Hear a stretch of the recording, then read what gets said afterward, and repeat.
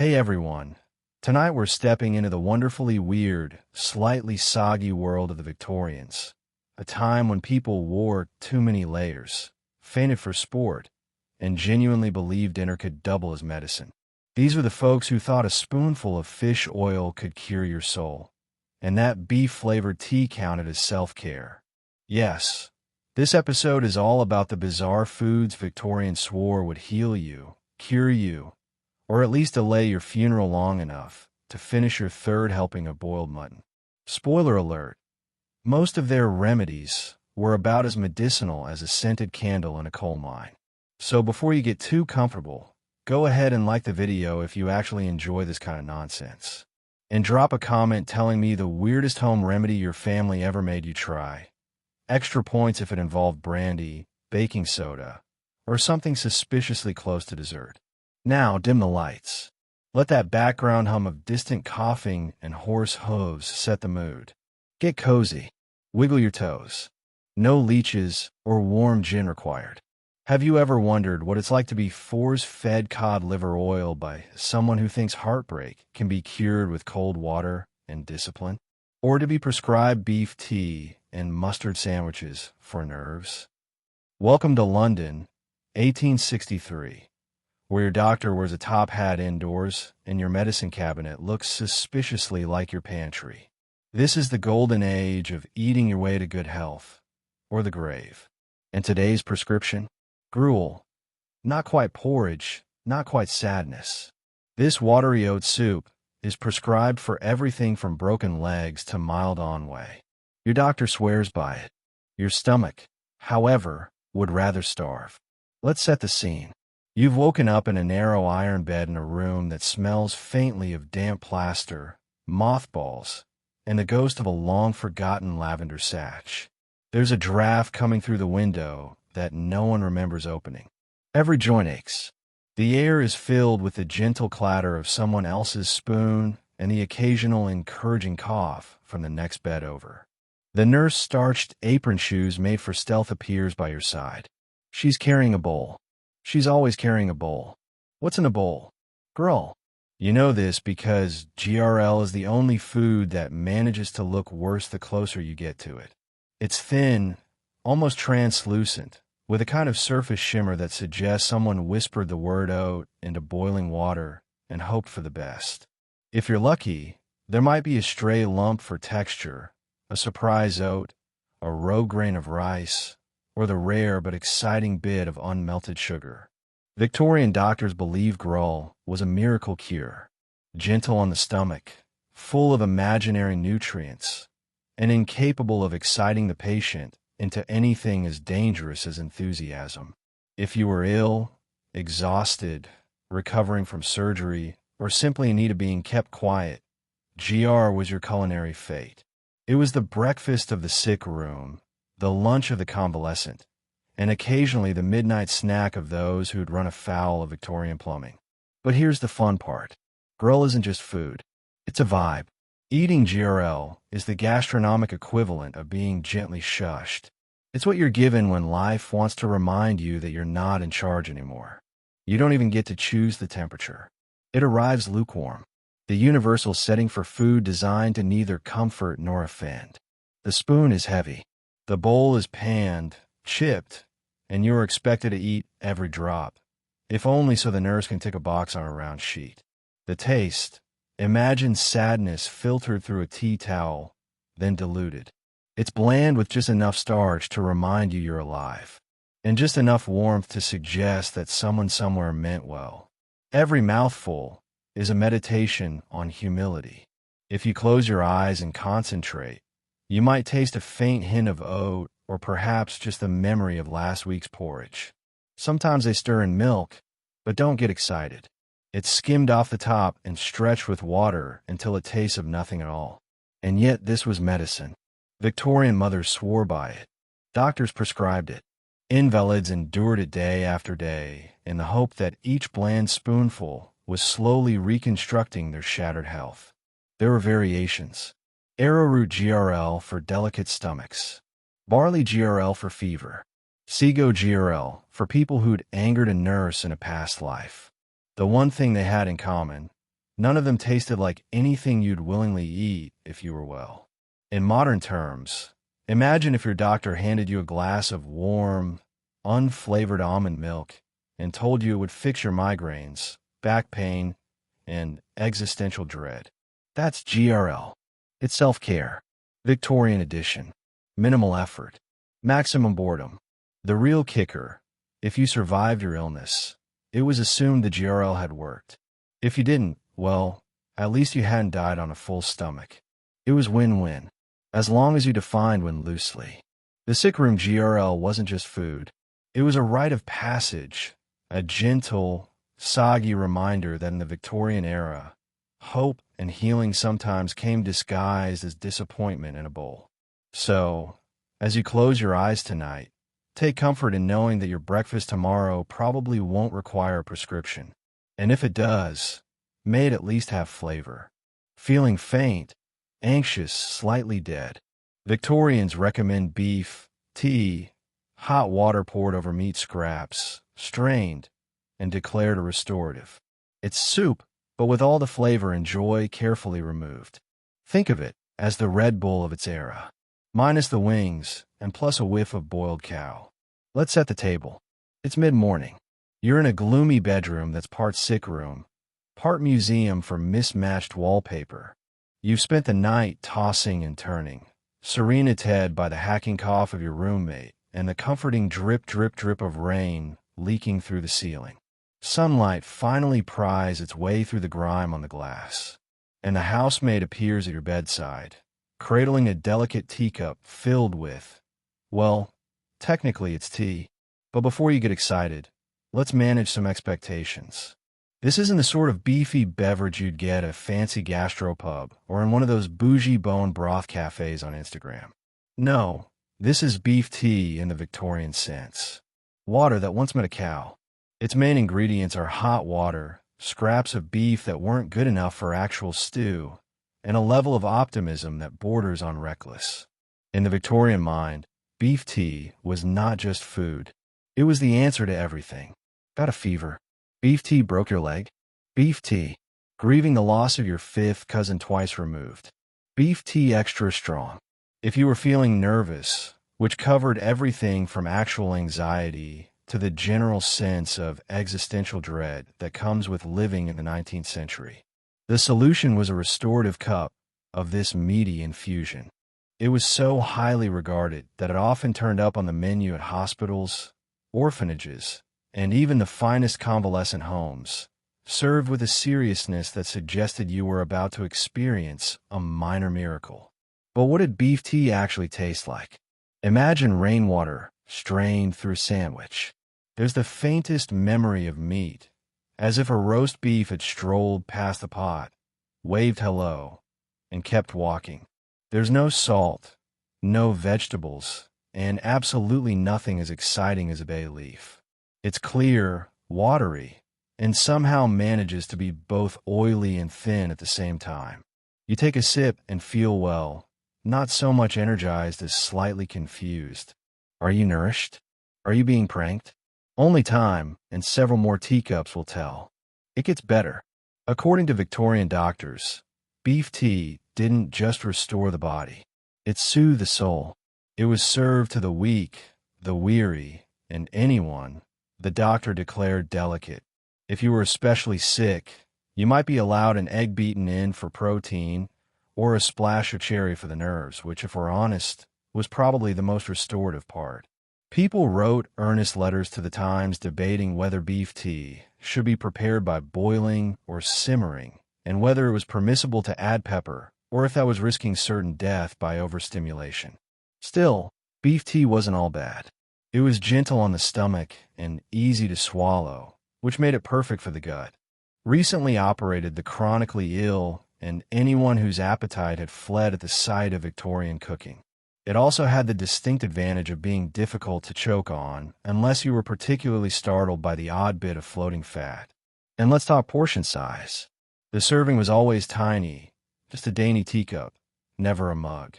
Too much beef tea was apparently a moral hazard, possibly leading to wild outbursts of energy, or worse, mild optimism. In the end, Beef tea was less about healing and more about reassurance. You sipped it while friends patted your hand. Nurses fluffed your pillows. And everyone agreed you'd be right as rain in no time as long as you kept drinking this faintly buoyant water. So next time you reach for an energy drink, spare a thought for the Victorians who faced their problems armed only with beef tea and a prayer. May your own restorative beverages at least taste of something other than the ghost of lunch. Your mother is coming at you with a pamplemousse. May your own restorative beverages at least taste of something other than the ghost of lunch, spoon, and a look of pure determination. Cod liver oil, the original childhood trauma in a bottle, claimed to cure everything from ricketts to moral failings. It tastes like something wrung out of a fisherman's sock. You know what's coming before the bottle even appears. There's that ominous glug-glug sound, the oily sheen on the spoon, and the grim set of your mother's jaw. She's not here to negotiate. In the Victorian home, cod liver oil was a rite of passage, a test of strength, obedience, and gag reflex all at once. Your siblings are watching from a safe distance. One is holding their nose. The other is quietly praying for your soul. You have no escape. The oil itself is a wonder of modern misery. It shimmers in the light, golden and menacing, with a texture somewhere between salad dressing and engine lubricant. Victorians believed this magical elixir was the answer to every childhood woe. Cough, cod liver oil. Night terrors, cod liver oil. Fear of the dark, bedwetting, or general lack of enthusiasm for Latin homework. You guessed it, cod liver oil. Doctors swore it built bones, sharpened minds, and kept the grim reaper at bay one spoonful at a time. The moment of truth arrives. You pinch your nose. You try to think of anything else. Puppies, birthday cake, your own funeral. Anything but the sensation creeping toward your lips, and then it hits. The taste is not so much fishy as existential. It's the flavor of regret. It's what you imagine the bottom of the sea tastes like with an afterburn of kelp and low tide. It coats your tongue, slides down your throat, and lingers in your soul. You can feel your ancestors wincing in solidarity. Victorian mothers insisted it was for your own good. After all, cod liver oil was the closest thing they had to a multivitamin, rich in vitamins A and D. Not that anyone had ever heard of those yet. It was prescribed for weak bones, soft teeth, and a mysterious disease called ricketts, which seemed to attack every child with the audacity to be poor, pale, and slightly pigeon-toed. In winter, when the sun abandoned London for months, cod liver oil became a household staple, a little bottle of bottled sunshine. If sunshine also made you want to cry. But the benefits, you're told, are miraculous. It'll put roses in your cheeks, your mother says, wiping your chin. It'll keep your legs strong, your grandmother insists from the comfort of her knitting chair.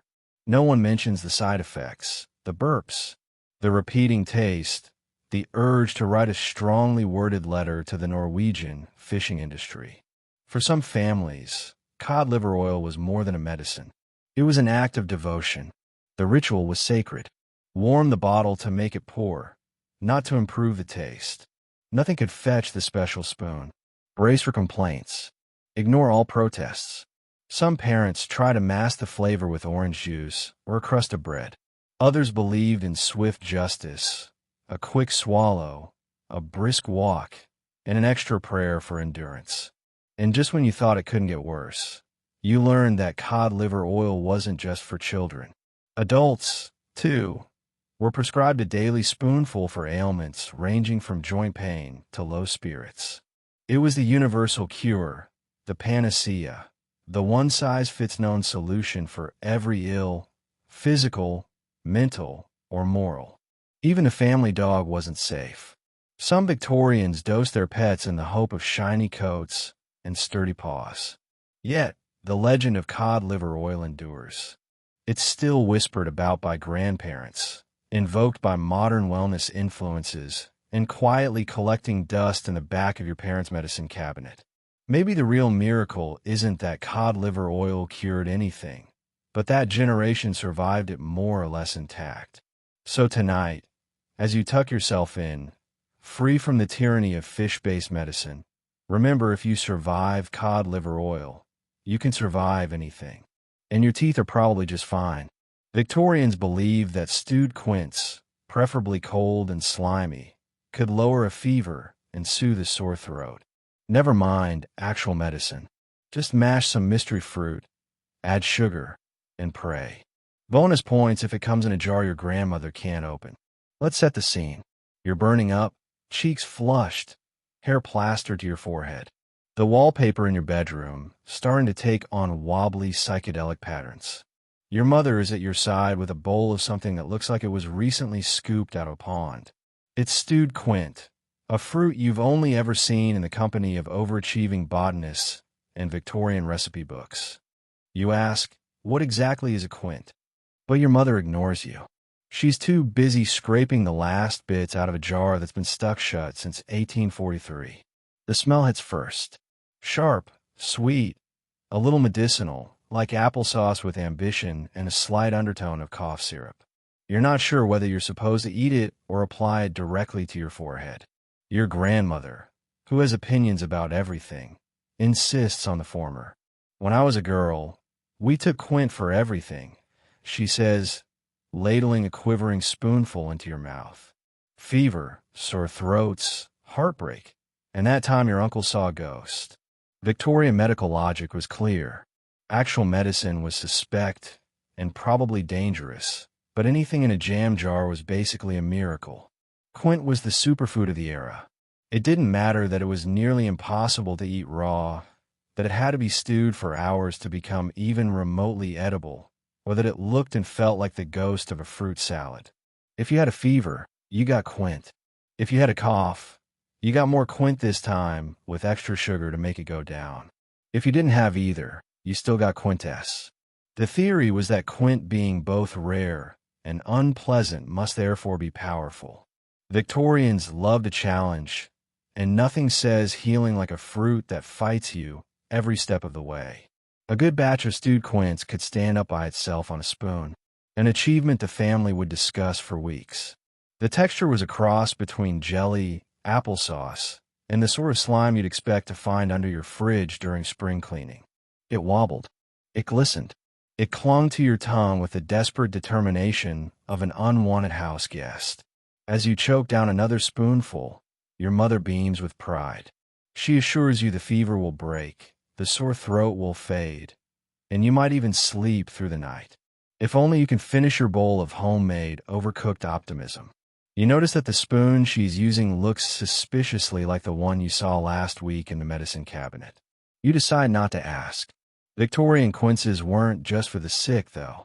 They made regular appearances at picnics, holiday feasts, and any social event where someone wanted to show off their prowess with boiling sugar.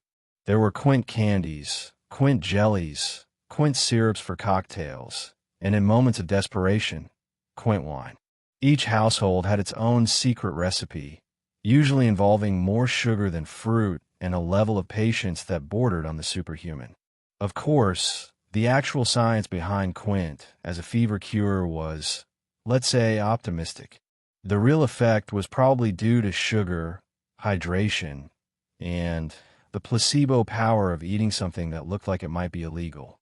But for Victorians, it was all about tradition. If your mother, your grandmother, and your grandmother's grandmother swore by stewed quint, who were you to question it? Besides, you were too busy trying to swallow. By morning, your fever breaks or it doesn't. Either way, you've been thoroughly dosed with fruit, sugar, and family law. Congratulations. You've survived another Victorian fever. Thanks to the healing power of mystery jam, modern medicine might offer more, but it'll never come with a silver spoon and a story about your uncle's ghost. If you thought gelatin was just for dessert, think again. In Victorian England, boiled calves' feet were transformed into a quivering, translucent health food, perfect for invalids, small children, and anyone who'd given up hope of chewing. Picture this. You're sick, your teeth hurt, or you're simply feeling a bit fragile. Perhaps you haven't chewed anything since Queen Victoria herself was in short pants. Enter the housekeeper, bearing a bowl of something that looks less like food and more like a science experiment. It's not ice. It's not soup. And it's definitely not pudding. Not in the comforting sense. No, this is jellied cow's foot, a Victorian staple so wobbly it seems to defy the laws of both physics and good taste. The process is simple, if a little horrifying. Take a calf's foot. Yes, the actual foot with all the connective bits that never got a starring role at the butcher's counter. Boil it for hours. Skim off whatever floats to the top. Never ask questions. Strain out the bones and tendons. Add a bit of lemon peel or sugar if you're feeling extravagant. Then pour it into a mold. Wait for it to cool and set. And voila! You have a bowl of translucent wobble, trembling with every footstep and quivering in the breeze. It's the sort of food that looks like it might get up and leave if you stare at it too long. Victorian doctors adored it. They praised its restorative powers, insisting that jellied calf's foot was just the thing for patients who couldn't handle solid fare or frankly any excitement at all. It was prescribed for anyone recovering from surgery, suffering a fever, or simply convalescing from nervous exhaustion, which in the 19th century was basically everyone by Wednesday. If you had a pulse and a vague sense of disappointment, jellied calf's foot was on the menu. And so there you sit, spoon in hand, faced with a wobbly, glistening dome of medicinal goo. The taste as well, it's subtle. Mostly, it tastes like history. There's a faint beefiness, a whisper of lemon, and a lingering suspicion that this is what ghosts eat when they want to feel alive. The texture is its own adventure. One moment, it's melting on your tongue. The next, it's sticking to the roof of your mouth, determined to stay until you admit defeat. But for Victorians, this was peak medicine. The logic went like this. If the calf's foot was full of natural jelly, and jelly was necessary for your bones and joints, then eating the stuff must surely knit you back together. Why settle for rest and fluids when you could mainline collagen Victorian style? It's good for you, they insisted, doing out slabs of wobble to everyone from ailing grandmothers to teething toddlers. There's even evidence that some Victorian beauty experts believed a regular diet of calf's foot jelly would keep your skin smooth, your hair shiny, and your complexion bright. A sort of Botox in a bowl, but with more chewing and less dignity. Of course, no one actually looked forward to it. Jellied calf's foot was less a treat and more a test of willpower. If you managed to finish your bowl, you earned the right to lie dramatically on the fainting couch and complain about it for the rest of the week. The rest of the family watched from a safe distance, pretending to be supportive while quietly praying not to catch whatever you had. Nowadays, you'd be hard-pressed to find anyone outside a Victorian cosplay convention eating jellied calf's foot for their health. But for the Victorians, it was part medicine, part ordeal, and entirely unforgettable. So next time you see Jell-O in your fridge, remember it could be worse. It could still be trembling. Centuries later, with the memory of a calf's foot and the echo of a doctor's optimism, arrowroot was basically the original gluten-free trend, except Victorians didn't eat it for fun. They ate these bland, chalky biscuits to settle the stomach and possibly to test their will to live. Let's set the scene. You're in the parlor. The clock is ticking just a bit too loudly, and you haven't kept down a meal in days. Enter the family doctor, looking stern and a little too enthusiastic for someone about to prescribe what is essentially cardboard in biscuit form. He announces, "What you need is arrowroot." There's a rustle of concern from your relatives. Your mother looks resigned. Your stomach quietly prepares for disappointment. The arrowroot biscuit is an object lesson in the Victorian obsession with blandness. The logic went like this. The more flavorless a food, the more curative its powers. Arrowroot, a powder made from tropical tubers, was the ultimate anti-indulgence. It was gluten-free, fat-free, joy-free, and if you believe the advertisements, capable of curing indigestion, diarrhea, and all manner of mysterious Victorian belly aches. In reality, it was most effective at making you wonder what you'd done to deserve this. You take a biscuit. It's pale, dry, and crumbles if you look at it too aggressively. The first bite is a challenge. The texture is somewhere between schoolroom chalk and the sawdust on a butcher's floor. The taste is theoretical. It's as if someone baked the idea of food, then forgot to add any actual ingredients. You chew and chew and chew until your jaw is as tired as your spirit. Victorian mothers swore by these biscuits. They fed them to children with weak constitutions, to invalids recovering from mysterious fevers, and to grown men brought low by nothing more than a spicy meat pie. Arrowroot biscuits were the go-to remedy for anyone who couldn't keep down normal food, or let's be honest, anyone whose doctor was secretly trying to discourage snacking between meals. If you managed to eat two, you were either on the mend or ready for sainthood. The best thing you could say about arrowroot biscuits was that they stayed down. This was their main selling point, shouted from the rooftops by desperate Victorian parents and unlicensed apothecaries. In an age before antacids or probiotics, just keeping your food where you put it was considered a medical triumph. Arrowroot biscuits were the edible equivalent of taking a vow of silence. Nothing exciting, nothing spicy, just quiet, bland reassurance that things would eventually improve. It didn't stop at biscuits. Arrowroot was turned into puddings, pap, and gruelies. Any soft beige substance that could be spooned into a reluctant patient.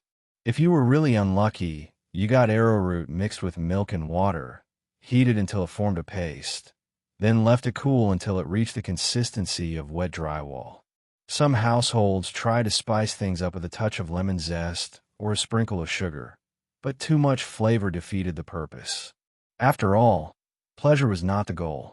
Compliance was, of course, in the Victorian hierarchy of suffering. Arrowroot biscuits were reserved for those who needed just a little bit of hope. If things got worse, you'd graduate to beef tea or GRL. But in the meantime, arrowroot stood as a symbol of that special era when health meant denying yourself even the smallest indulgence. If you complained, you were told it was for your own good, and that back in my day, we had arrowroot every morning and we liked it, which was almost certainly a lie. So you nibble your third biscuit, trying to convince yourself that blandness equals healing, that monotony is medicinal, and that flavor is wildly overrated. After all, if generations of Victorians survived on arrowroot, surely you can too. And if your stomach doesn't settle, at least you have a new respect for modern medicine and for cookies that taste like something doctors orders. A glass of port wine several times a day. For delicate constitutions, whether you're 8 or 80, nothing says health like a prescription for tipsiness before noon. You wake up a little pale, a little dizzy, maybe just a little bored of another day filled with boiled cabbage and drafty hallways. Your mother is whispering with a family doctor in the corner. He nods seriously, examines your tongue with the world's coldest spoon, and writes something on a scrap of paper with a quill. The prescription is both reassuring and deeply suspicious. Port wine, as much as the patient can reasonably tolerate. If you squint, you'll notice that nowhere on the list is water. Victorians love their port not just as an after-dinner drink for portly uncles and secret society meetings, but as a full-blown Daong medical regimen. If you were feeling weak, tired, anxious, or had the kind of low-grade existential malaise only a 19th century winter can bring, you could expect a doctor to recommend a bit of fortified wine. It was believed to enrich the blood and stimulate the spirits. In other words, you're tired because you're not drunk enough. And this wasn't just a remedy for the elderly. Port wine was considered suitable for the whole family. Children with sniffles or stubborn shyness. Port. Grandparents too frail to stand. Port. Overworked fathers and mothers at the end of their rope. Pour another round. Victorians applied port to medical problems with the same relentless optimism as they applied wallpaper. More was always better. The serving method was precise in the way that only a culture obsessed with etiquette and doilies can be. The wine was poured into tiny glasses, or sometimes large goblets, depending on how dramatic your illness appeared that morning. It was administered in sips, never gulps, accompanied by solemn nods and the silent hope that the doctor wasn't keeping count. The immediate effect was a gentle warmth, a blush to the cheeks, and a sudden, unexpected willingness to see the positive side of a chilly London morning. The secondary effect was that no one really remembered why they felt bad in the first place. Your grandmother, who hasn't left her armchair since the last Jubilee, takes her daily port, looks you in the eye, and says she's never felt stronger. Your little brother, red-shaked and giggling, assures you that he can definitely walk in a straight line. If someone just stops the room from spinning, naturally there are side effects. Sometimes a bit of overenthusiasm, min a nap, was required by early afternoon. Sometimes there were family arguments over whose port was truly medicinal, and whose was just an excuse for a cheeky afternoon tipple. Sometimes dinner would be served twice, just because no one could remember if they'd already eaten. But spirits remained high, at least until they ran out. Victorian medical authorities wrote endlessly about the benefits of port, with some even claiming it could restore vital energy, improve appetite, and bolster the nerves. Modern science would say it just made people cheerfully forgetful and a bit more likely to compliment each other's dreadful mutton stew. It was, if nothing else, the most enjoyable part of being ill. Port was prescribed for anemia, convalescence, heartbreak, mild hysteria, and pretty much anything else that didn't involve a bone visibly poking through the skin. It was considered strengthening, which is a polite way of saying it helped people tolerate the rest of Victorian medicine, arrowroot biscuits, GRL, and the eternal threat of cod liver oil. So next time you sip a glass of wine, raise it to the Victorians who believed that a little tipsiness before lunch was just what the doctor ordered. And if your constitution still feels delicate, maybe try another. It's practically medicine. Sore throat, lack of energy, try a raw egg mixed with sugar, milk, and a splash of brandy. Because nothing says health like salmonella, Victorian style. It's a chilly Victorian morning. The fire's barely lit. Your throat feels like it's been sandpapered. And you've just announced you're not up to facing a breakfast of cold day, old mutton. Instead of rest, you're about to receive the full force of Victorian nutritional science. A concoction whipped up in the kitchen with the reckless abandon of someone who's never heard the words, food safety. Enter the raw egg flip, a breakfast, a cure, and an accidental dare all at once. Let's talk about preparation. Your mother, or the family cook, if you're lucky, cracks a freshish egg straight into a mug. No separating yolk from white. No whisking until smooth. Just the glorious gelatinous reality of an egg plopped whole and trembling into the cup.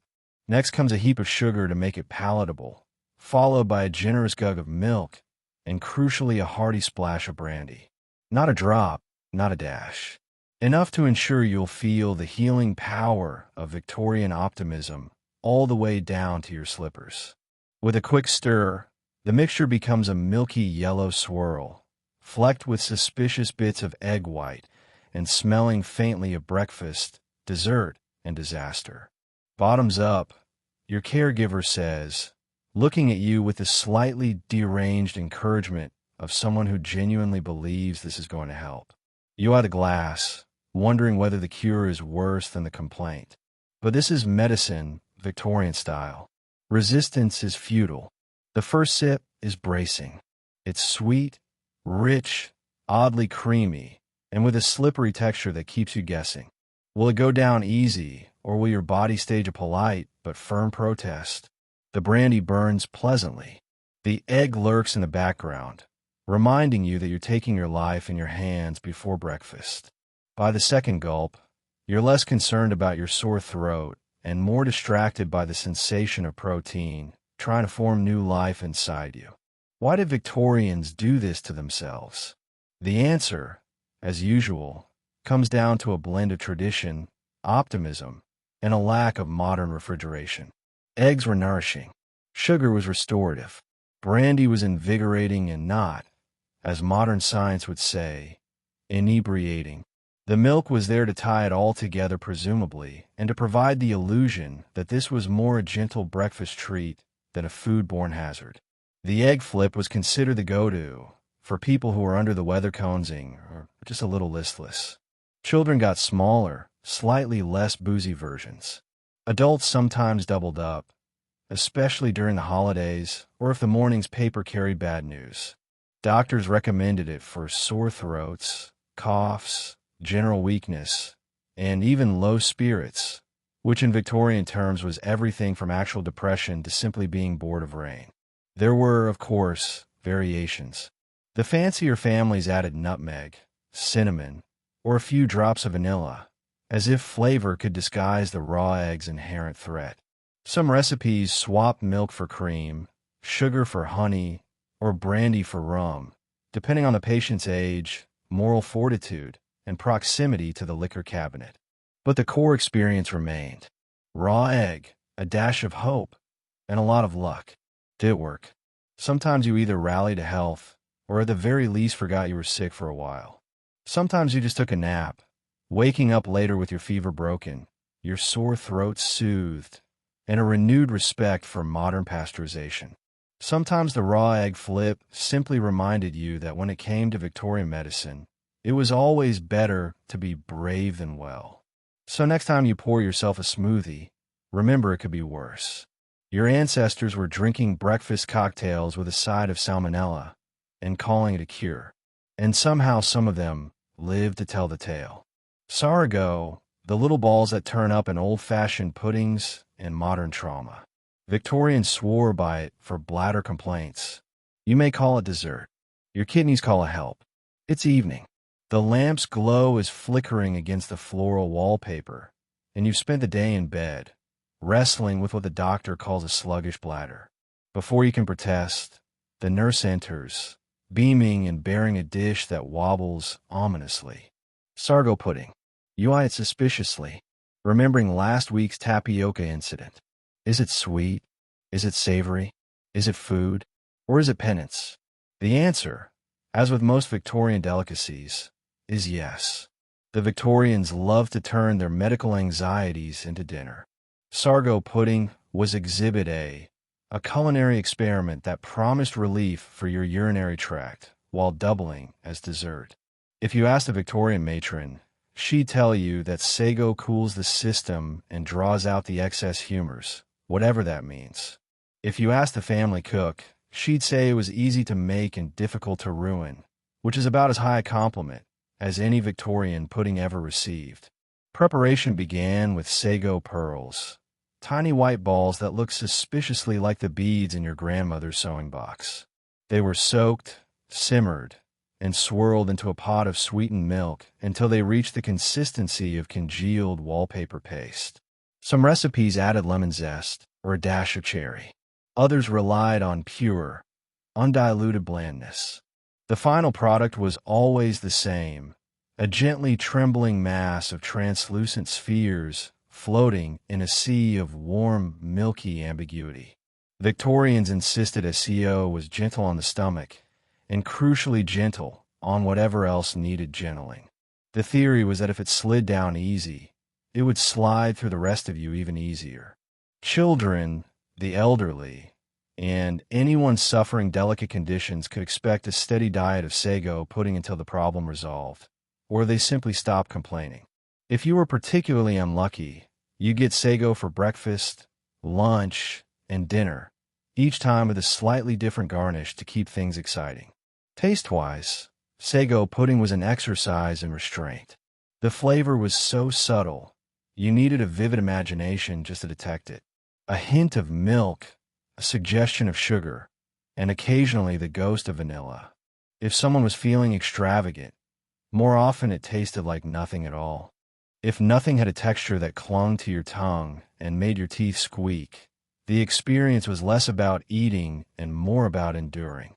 You didn't take bites so much as you negotiated your way through spoonful after spoonful, quietly hoping for a hint of actual dessert. But dessert was, at least officially, families gathered around the table to enjoy their sago pudding. sometimes with a dollop of jam for the rebellious or a drizzle of trial for the truly decadent. Children learned early that refusing sago was futile. Better to eat quickly and move on before someone offered seconds. Meanwhile, your kidneys, blissfully unaware of the placebo effect, were expected to mend themselves out of sheer gratitude. Of course, the medical claims were optimistic at best. Sago contained no real medicinal qualities beyond being easy to digest and difficult to choke on. But Victorians clung to hope, tradition, and the belief that anything served warm and wobbly had to be healing. The pudding is soothing, your aunt would say, spooning another helping onto your plate. And besides, it keeps you regular. You decide not to ask for specifics. In the end, sago pudding was more than a dish. It was a ritual. It signaled care, concern, and the eternal Victorian optimism that problems could be solved with patience and pudding. So you finish your bowl, smile bravely, and resolve to treat your kidneys kindly, if only to avoid another helping tomorrow. And as you drift off to sleep, feeling just the slightest bit more hydrated, you realize you may never crave sago pudding, but you'll never forget it. Imagine being so sick that you're only allowed to drink the water from which toast has been steeped and then strained.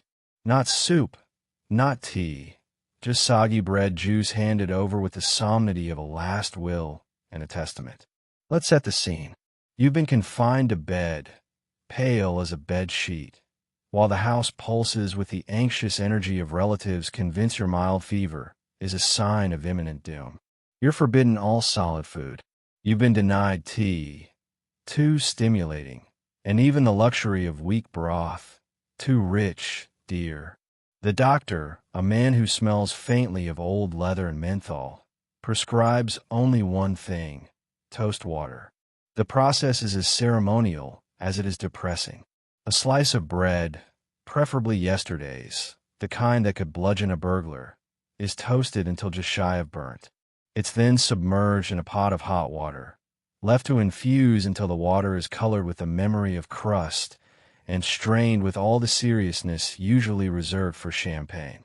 What remains is not a beverage, but a cautionary tale. Victorians genuinely believed toast water could heal. Got a fever? Toast water. Stomach too delicate for food? Toast water. Soul leaving your body in search of flavor? Well, here's a warm mug of hope and disappointment.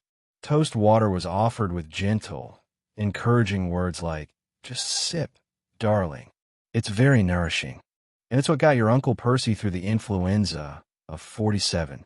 You don't dare point out that Uncle Percy also developed a lifelong distrust of anything brown and crispy. The first sip is an event. It's warm, which is about the best you can say for it. The flavor is subtle, if by subtle, you mean almost entirely absent. There's the faintest whiff of carbon and the delicate aftertaste of regret. It's like drinking the runoff from a dishwasher set on early Victorian. The texture is both thin and slightly unsettling. The ghost of breadcrumbs swirling at the bottom as a reminder that someone once somewhere thought this counted as a meal. If you were lucky, a creative nurse or desperate aunt might float a tiny scrap of lemon peel or a half spoon of sugar in your mug.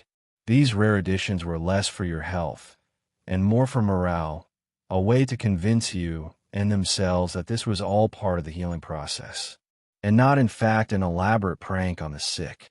The logic behind toast water, like so many things in Victorian wellness, was rooted in the belief that flavor was dangerous and blandness was medicine. Solid food might disturb your constitution.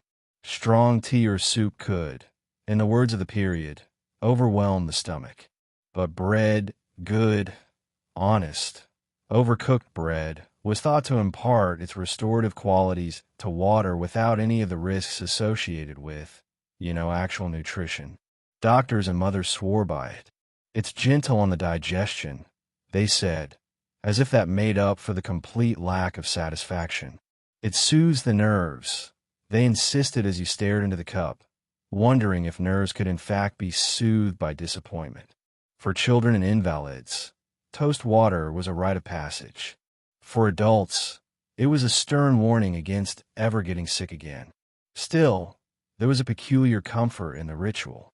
The careful toasting, the slow pouring, the gentle encouragement as you sipped, it was food as reassurance, a cup full of sympathy and old-fashioned hope.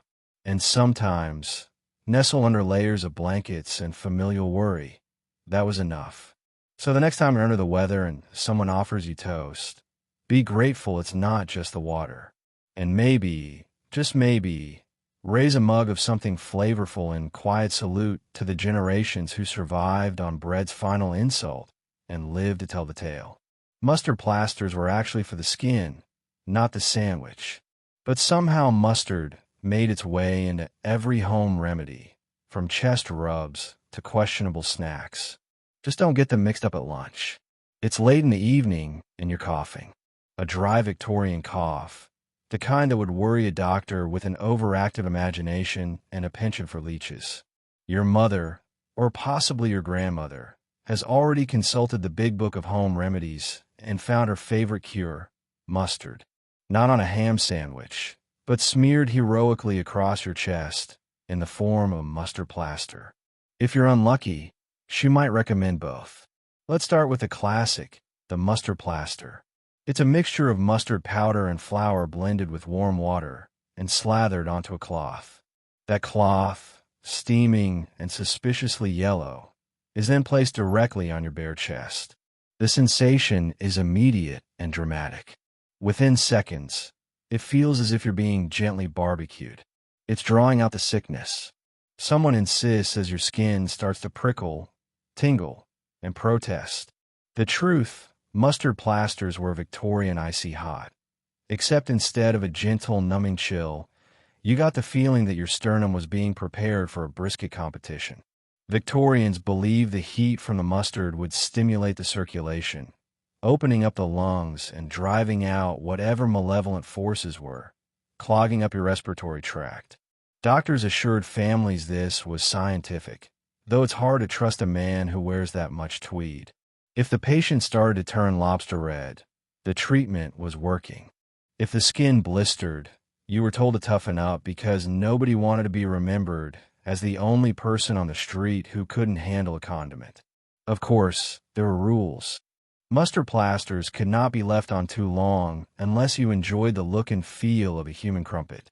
The exact timing was a closely guarded secret like the recipe for a Victorian fruitcake, only passed down through generations and never ever written down. If you started to scream, it was time to take the plaster off.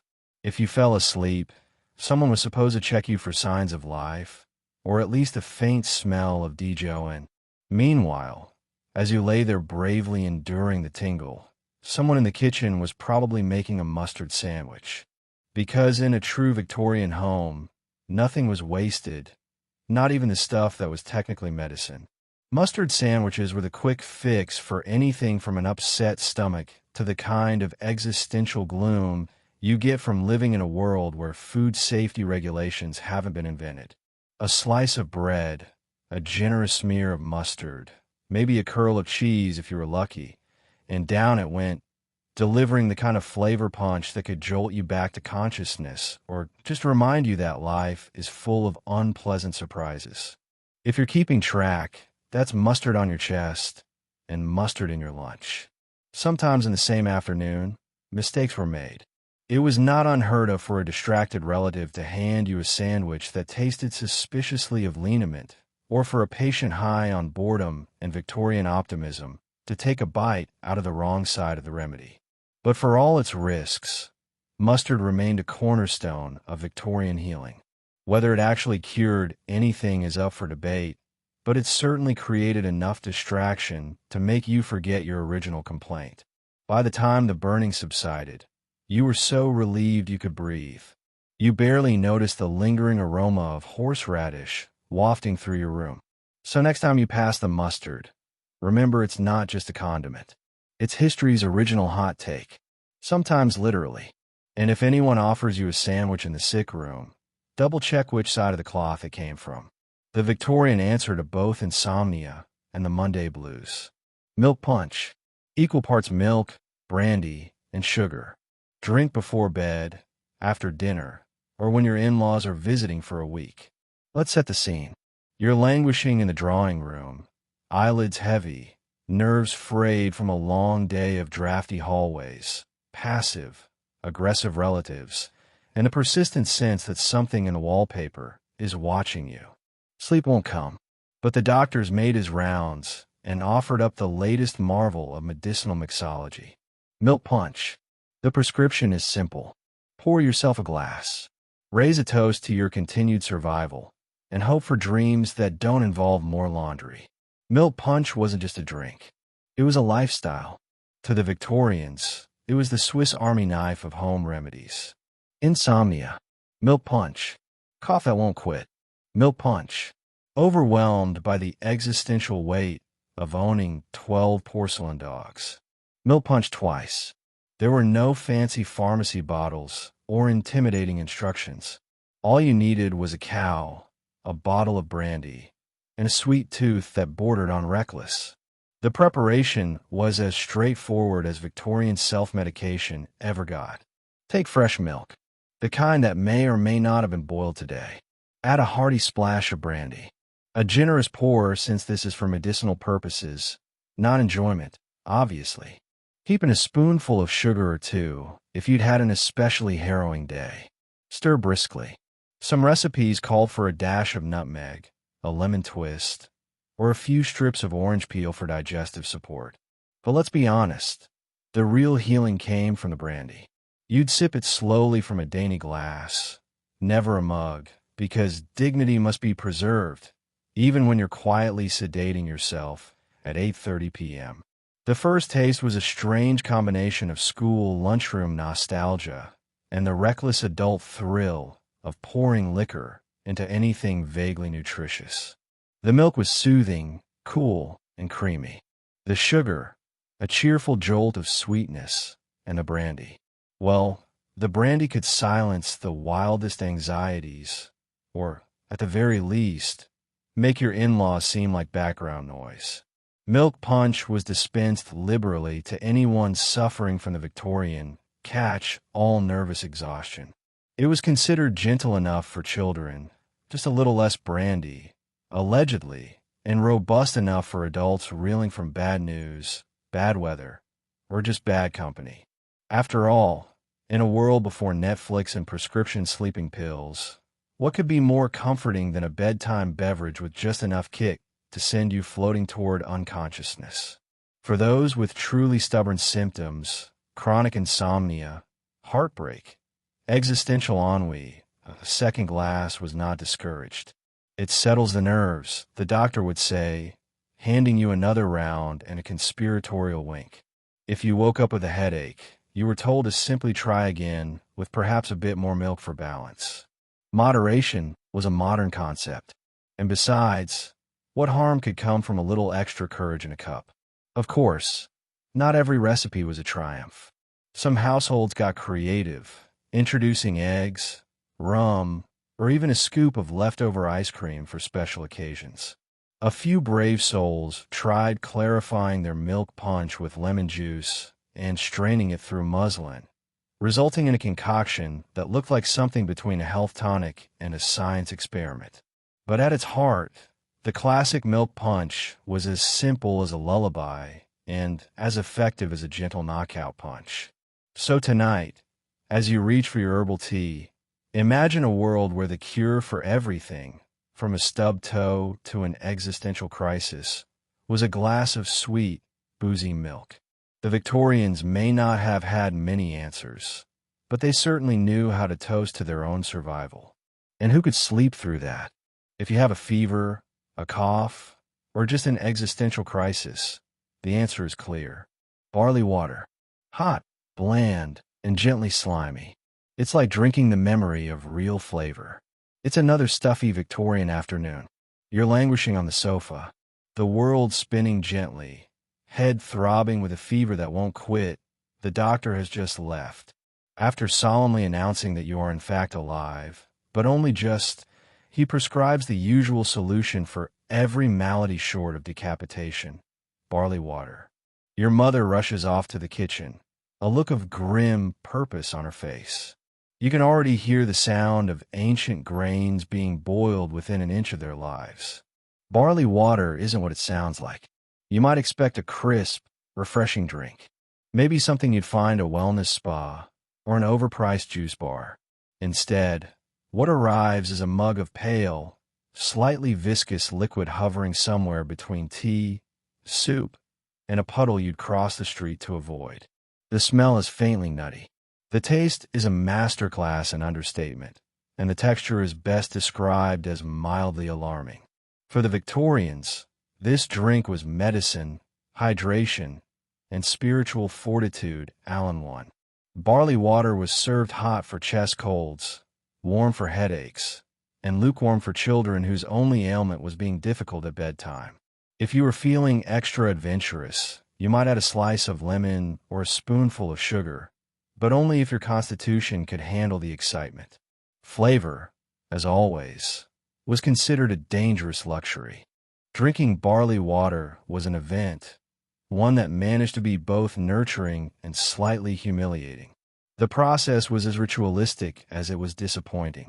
Barley, usually the oldest bag in the pantry, was rinsed, boiled for ages, strained, and then the precious result, water that looked like it had second thoughts, was poured with the seriousness of a potion in a fairy tale. Some recipes promised to clarify the humors. Others just promised to keep you busy sipping until you forgot you were sick. Victorian mothers swore by it. Doctors prescribed it for everyone from teething infants to elderly relatives who hadn't left their armchairs since the Crimean War. Barley water was thought to be soothing to the stomach, gentle on the kidneys, and capable of drawing out toxins, which in practice meant that you would be running to the chamber pot all afternoon and feeling oddly proud of it. Children naturally dreaded it. You'd watch the barley pearls swell and burst in the pot, convinced that whatever was happening could not possibly end in anything delicious. Sipping the finished product, you try to convince yourself it was just thin oatmeal or the ghost of lemonade, but it never fooled anyone. You'd swallow with a brave face, all the while imagining your friends down the street enjoying forbidden pleasures like broth, or heaven help us actual juice. Barley water had its social uses, too. It was a gentle way to signal the guests that you cared for their well-being and also that you didn't trust them with your good tea. For invalids, it was a mark of status. The more bland beverages you were offered, the sicker and therefore more interesting you were presumed to be. For the truly unlucky, it was served alongside gruel in what can only be described as a masterclass in culinary disappointment. In the end, barley water was less about healing and more about enduring. It was a liquid comfort, a bland embrace, and a Victorian mother's way of saying, "I love you, but I also don't want you getting ideas about flavor." So tonight, if you're feeling parched, pour yourself a glass of something, anything flavorful. And as you drink, give a silent toast to the generations who bravely hydrated with the world's most earnest glass of beige. Nothing says healing like pure animal fat baked into a doughy lump. Prescribed for children, invalids, and anyone with a death wish. It's late afternoon in the Victorian sickroom. The air is heavy with a mingled sense of laundry soap, wet wool, and despair. You're under the weather. Perhaps you're convalescing from a bad cold, or you've simply admitted to being peaky. Suddenly, a cheery aunt or determined nurse bursts in with a bowl of something steaming beige and only slightly alarming.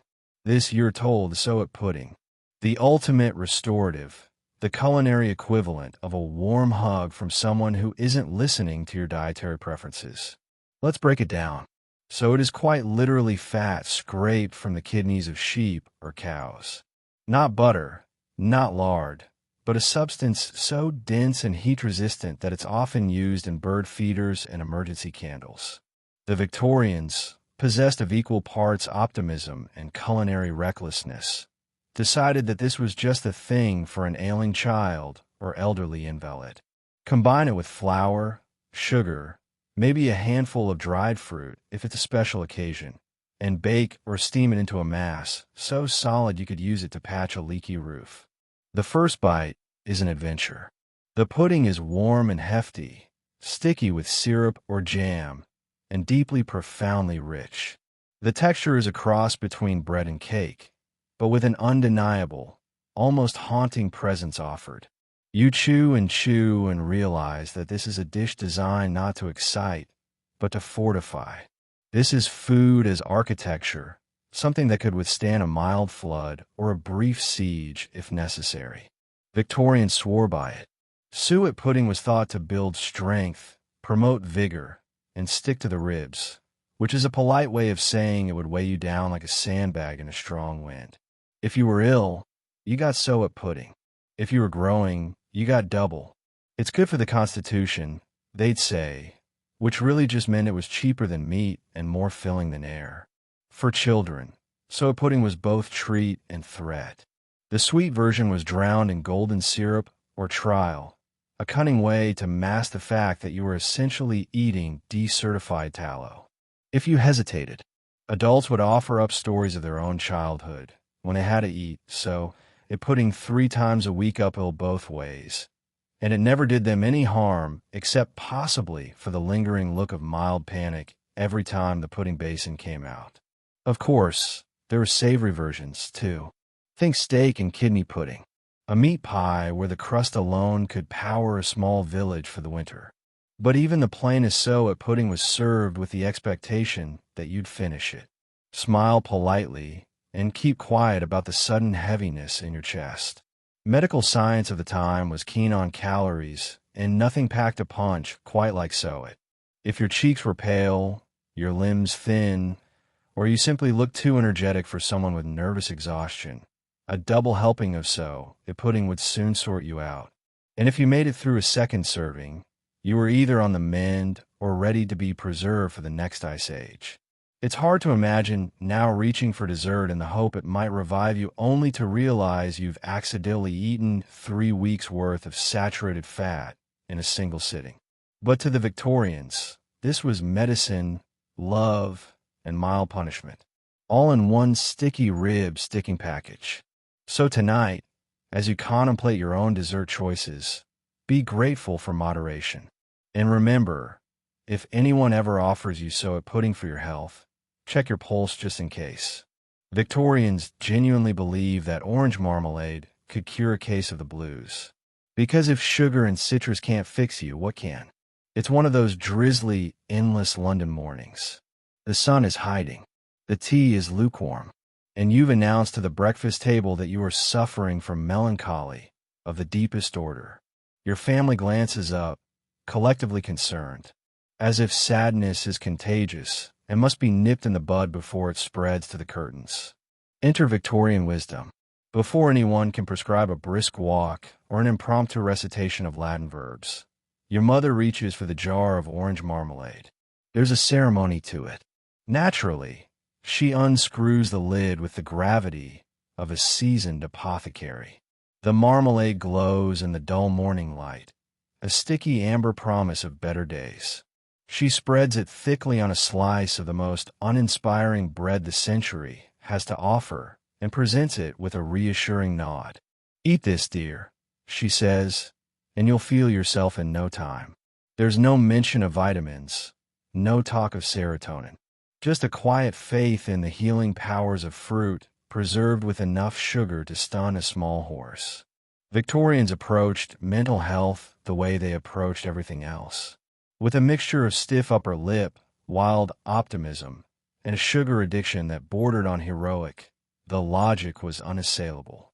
Oranges were rare, expensive, and imported from places so exotic that just saying Seville could lift the mood of an entire drawing room. Marmalade, then, was the taste of travel, sunshine, and luxury, all rolled into one breakfast condiment. The first bite is a minor revelation. The bread is forgettable, but the marmalade is a riot of flavor. Sweet, sharp, and just a little bitter. It sticks to your teeth and jolts your taste buds awake. You can practically feel the citrus slicing through the fog of your mood. Or maybe that's just the sugar. Either way, There's something undeniably cheerful about starting the day with a mouthful of orange zest and hope. Victorian medical books were filled with marmalade testimonials. Stomach upset? Marmalade. General malaise? Double marmalade. Feeling uninspired, uncreative, or simply sick of your own relatives? A healthy spoonful of marmalade was prescribed, preferably on toast, but in a pinch, straight from the jar. It was the original emotional support snack, predating chocolate by at least a generation, and arguably more socially acceptable to eat with a knife. But it wasn't all about mood. Marmalade was also considered good for digestion, possibly because it encouraged you to wash it down with several cups of tea. Doctors wrote glowing letters to medical journals citing the case of Lady So and So, cured of a mysterious sadness after a week of heavy marmalade dosing and brisk walks around the shrubbery. No one mentions that Lady So and So probably just needed an excuse to eat more sugar without judgment. Of course, some households took their marmalade seriously.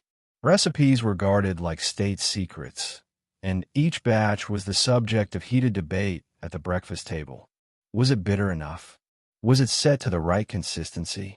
Could it cure Aunt Mildred's gloom? Or just distract her with enough zest to last until lunchtime? There were even contests where local women would submit their marmalade for public judging. The winner bestowed with bragging rights and the unofficial title of most uplifting preserves. Modern science would laugh, of course. But even now, there's something comforting about a jar of marmalade. Something that says things can only get so bad when you have citrus and sugar on your side. It might not cure true melancholy, but it does offer a small, sticky ray of hope on a gray morning. So next time you're feeling low, reach for the marmalade. It might not be medicine, but for a few blissful bites, it just might be enough. Backed up, Victorians had a one-word solution. Prunes served, stewed, mashed, or cold. They were both cure and punishment in a single bowl. It's late evening, and you haven't? Well, let's just say you're indisposed. The doctor has been called, arriving with the somber air of a man prepared for a crisis. He glances at your pale face, asks some deeply personal questions about your last movement, and after a dramatic pause, prescribes the Victorian panacea, stewed prunes. Your heart sinks, your digestive system quivers. Somewhere in the next room, your mother is already boiling water. Stewed prunes were a Victorian institution, a remedy so trusted that it was nearly a religion.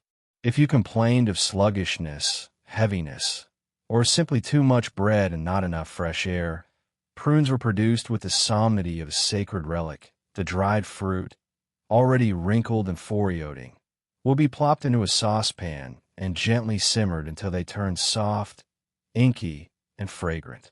If you can call that aroma fragrant rather than haunting, the moment arrives. A bowl of glossy purple-black prunes is set before you, steaming gently, juices swirling like a potion in a wizard's lair. The Victorians didn't stop at mere fruit. They'd mash them, serve them cold for the truly desperate, or add a dash of lemon or a spoon of sugar for the children. But no matter how they dressed them up, the underlying threat remained: eat the prunes or suffer the consequences. Or perhaps eat the prunes and suffer different consequences. The first taste is always a shock. There's a sweetness, sure, but it's the kind of sweetness that suggests someone is trying to trick you. The texture is both soft and suspiciously clingy. Each bite comes with the knowledge that you are participating in a tradition handed down through generations. Not out of love, but out of necessity. You choose slowly, feeling every fiber of your being and every fiber in your bowl, moving you toward an inevitable fate. Prunes were the ultimate dual-purpose Victorian remedy. Medicine and punishment. Mothers swore by them. Grandmothers wielded them like weapons. And children learned early that resistance was not only futile, but also uncomfortable. Doctors wrote approvingly of their efficacious action upon the bowels. Households kept emergency tins tucked away, a quiet threat lurking at the back of the pantry for days when things weren't, as the Victorians like to say, proceeding with regularity. Of course, there were variations. Some families had recipes for prune compost, prunes boiled with cloves, and a suspiciously heavy hand with the sugar bowl. Others favored the direct approach: prunes, water, heat, and a dash of disappointment. In the best households, prunes were paired with toast water for the truly memorable sick day, a meal designed to both move you and humble you. The medical logic behind prunes was simple and surprisingly correct. Prunes are full of fiber and sorbitol, a combination guaranteed to get things moving. But Victorians, never ones to leave well enough alone, added their own layer of moral philosophy. Regularity was next to godliness, and a stubborn digestive system was surely a sign that you'd eaten too many sweets, read too many penny dreadfuls, or simply thought improper thoughts. In the end, you finished your bowl, sighed with resignation, and waited for the inevitable. The household, meanwhile, watched with a mixture of sympathy and grim anticipation, because in every Victorian family, the power of the stewed prune was respected, if not exactly loved. So tonight, if you find yourself in need of a little encouragement, spare a thought for your ancestors who faced their destiny with nothing but courage, dignity, and a bowl of prunes. And maybe just this once, be grateful for modern medicine and modern plumbing. Who needs Neosporin? In the Victorian era, porridge wasn't just for eating. It was also for slapping onto wounds, burns, and mysterious rashes. Just don't get confused in the middle of breakfast. It's another morning in your Victorian sick room. The sunlight creeps reluctantly through heavy drapes, glancing off a bedside table littered with empty cups and used handkerchiefs. You wake to the faint but unmistakable aroma of oats. Comforting, familiar, and if you're honest, slightly suspicious. There's a bowl on your lap, steaming, creamy, studded with the promise of breakfast. And if the day takes a turn, emergency medicine. Because here in the 19th century, oatmeal is the Swiss Army knife of domestic remedies. Eat it for breakfast, certainly, but scrape some aside and you have the perfect cure for anything that oozes, itches, or aches, burns, boils, insect bites, even mysterious Victorian inflammations. Oatmeal PICUs were the answer. Just a handful of warm, soggy oats pressed lovingly or resinly onto the afflicted area, held in place with linen strips and prayers. The logic behind this was charmingly simple. Oatmeal was soothing, drawing, and blessedly bland. If it comforted the stomach, why not try it on the rest of the body? And so Victorian households kept oats in bulk, not only for porridge, but for quick deployment as an all-purpose first aid. You'd barely finish your breakfast before someone in the family, child, parent, random cousin, needed a pus slapped on their latest scrape or rash. Woe betide the person who couldn't tell the breakfast oats from the first aid oats. Application was a ritual. The oats were cooked, cooled just enough not to scold, ideally, and then dolloped generously onto the wound or burn. Sometimes honey was added for antiseptic purposes or a bit of vinegar for drawing out the poison, though in practice, it just added an extra note of confusion. Linen was wrapped around the patient in a way that made you look and feel like the world's saddest burrito. And then you waited. There was no quick fix, just hours of sitting quietly.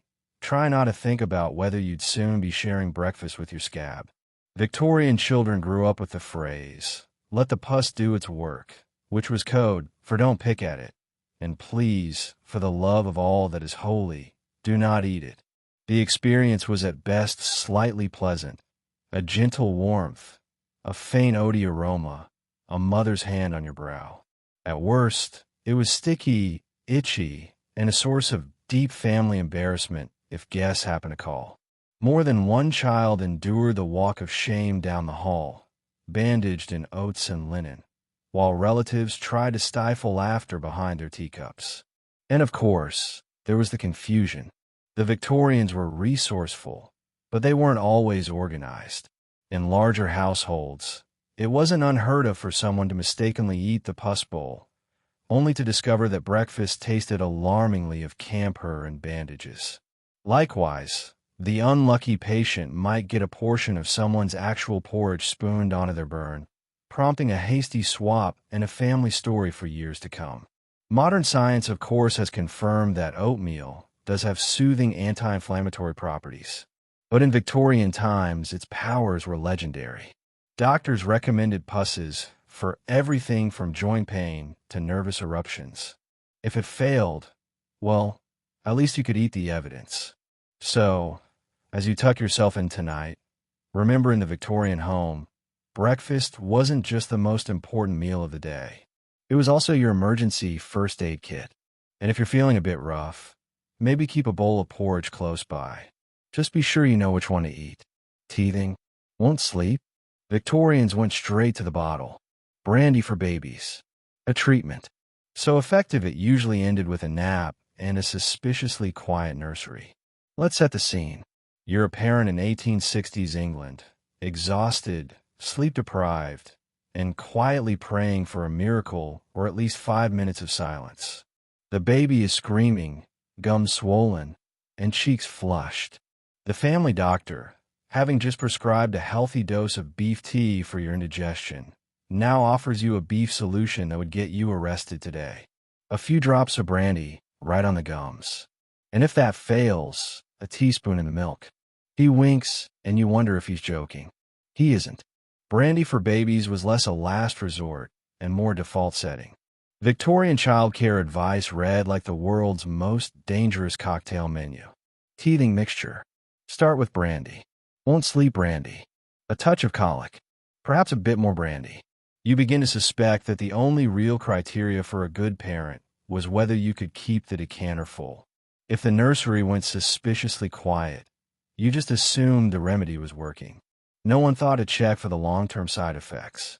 This was the age when quiet was always preferable to alive and making noise. The logic, such as it was, rested on two pillars. One, that alcohol was a natural sedative, and two, that babies were essentially small adults who could be taken in hand with the same remedies that soothed frazzled grown-ups. Brandy had been used for centuries as medicine, for everything from shock to snake bites. So why not try it on your fussiest family member? It was considered warming, comforting, and stimulating to the digestion. Victorian code for guaranteed nap time. The application was simple and, in retrospect, truly alarming. A little spoonful in the milk, a dab on the gums, or if the baby was really upset, a neat shot followed by a lullaby and a prayer. Mothers compared notes on dosage, confident that a baby's first word would probably be cheers. Grandmothers tooted approvingly, reminiscing about how they'd survived the Crimean winters with nothing but hardtack, boiled potatoes, and the occasional sip of spirits. Fathers, if they noticed at all, simply hoped the baby would finally let them finish the paper in peace. Results were immediate. The child would quiet, then sleep, sometimes for hours. The parents would breathe a sigh of relief and return to their never-ending chores. Of course, there was always the risk of overdoing it. Victorian medical journals occasionally included cautionary tales of overreached infants or mysterious cases of chronic drowsiness. But these were dismissed as the cost of doing business in a world without pacifiers, ibuprofen, or pepper pig. Brandy wasn't reserved just for teething either. It was a universal soother trotted out for earaches, coughs, and even the occasional family celebration. Because nothing says happy christening like a dash of spirits in the bottle. If you could drink it, you could use it. And if it tasted foul, all the better. Medicine was supposed to be unpleasant after all. Modern readers will of course be aghast. But to the Victorians this was compassionate care, a practical immediate solution for a problem that could otherwise drive a parent to distraction. The alternative was to suffer through endless nights of wailing, clutching your own brandy glass with trembling hands and praying for a time when science would invent something, anything less intoxicating. So tonight, as you drift off to sleep, spare a thought for those 19th century parents who survived on equal parts hope, love, and dubious childcare advice. And be grateful that your remedy for a sleepless night no longer comes with a hangover and a suspiciously quiet nursery. Chest cold, sore throat, time to break out the goose grease. Rubbed on liberally, it was believed to pull the sickness right out of you and into your bed linens forever. It's the dead of winter in Victorian England, and your household has descended into the annual chorus of hacking, wheezing, and sniffling. You're bundled in a bed layered with more woolen blankets than sense. Your throat aches, your chest rattles, and your mother, armed with the confidence of 10 generations, has fetched the remedy that's never failed to make the situation at least more memorable. Goose grease. The ritual is simple and, depending on your perspective, either soothing or slightly traumatic. Someone, usually your mother or grandmother, because men of the house are conveniently absent when the slathering starts, dips a hand into a jar of yellowish, faintly feathery fat. There's a certain barnyard whiff to it, a reminder that your medicine cabinet is just one step away from the barnyard. She warms the fat between her palms, and before you can protest, starts rubbing it vigorously onto your chest, throat, and for good measure your back. It's not a gentle massage. It's more like being buttered for roasting. Victorians believed that goose grease, when applied with enough conviction, could draw out all the chill, cough, and fever that plagued the afflicted. The heat from the friction combined with the insulating layer of fat was thought to force illness to the surface, where it could be absorbed into your night shirt and bedclothes never to be seen again. And if you woke up the next morning with your sheets glued to your skin and a slight aroma of holiday dinner, well, that was a sign the remedy had worked. Of course, there were variations on the theme. In some households, the goose grease was mixed with camphor, turpentine, or even mustard powder, depending on just how badly your family wanted you to clear your sinuses. Sometimes, a bit of molasses or vinegar was added to improve the drawing effect, or maybe just to make you so sticky that no germ would dare linger. It was all very scientific by Victorian standards, which is to say it was based on optimism, superstition, and whatever happened to be in the pantry. The experience was, let's be honest, unforgettable. The grease was cold at first, then oddly comforting as it warmed to your skin. Soon, however, you were enveloped in a pungent cocoon, a walking, snuffling roast. You were swaddled tightly, tucked under layers of blankets and flannel, and told to sweat it out. Sometimes, for extra effect, they'd sprinkle pepper into your socks or wrap your neck in a scarf dipped in hot vinegar. If you weren't cured by morning, at least you'd be thoroughly marinated. Did it work? Well, you probably felt warmer.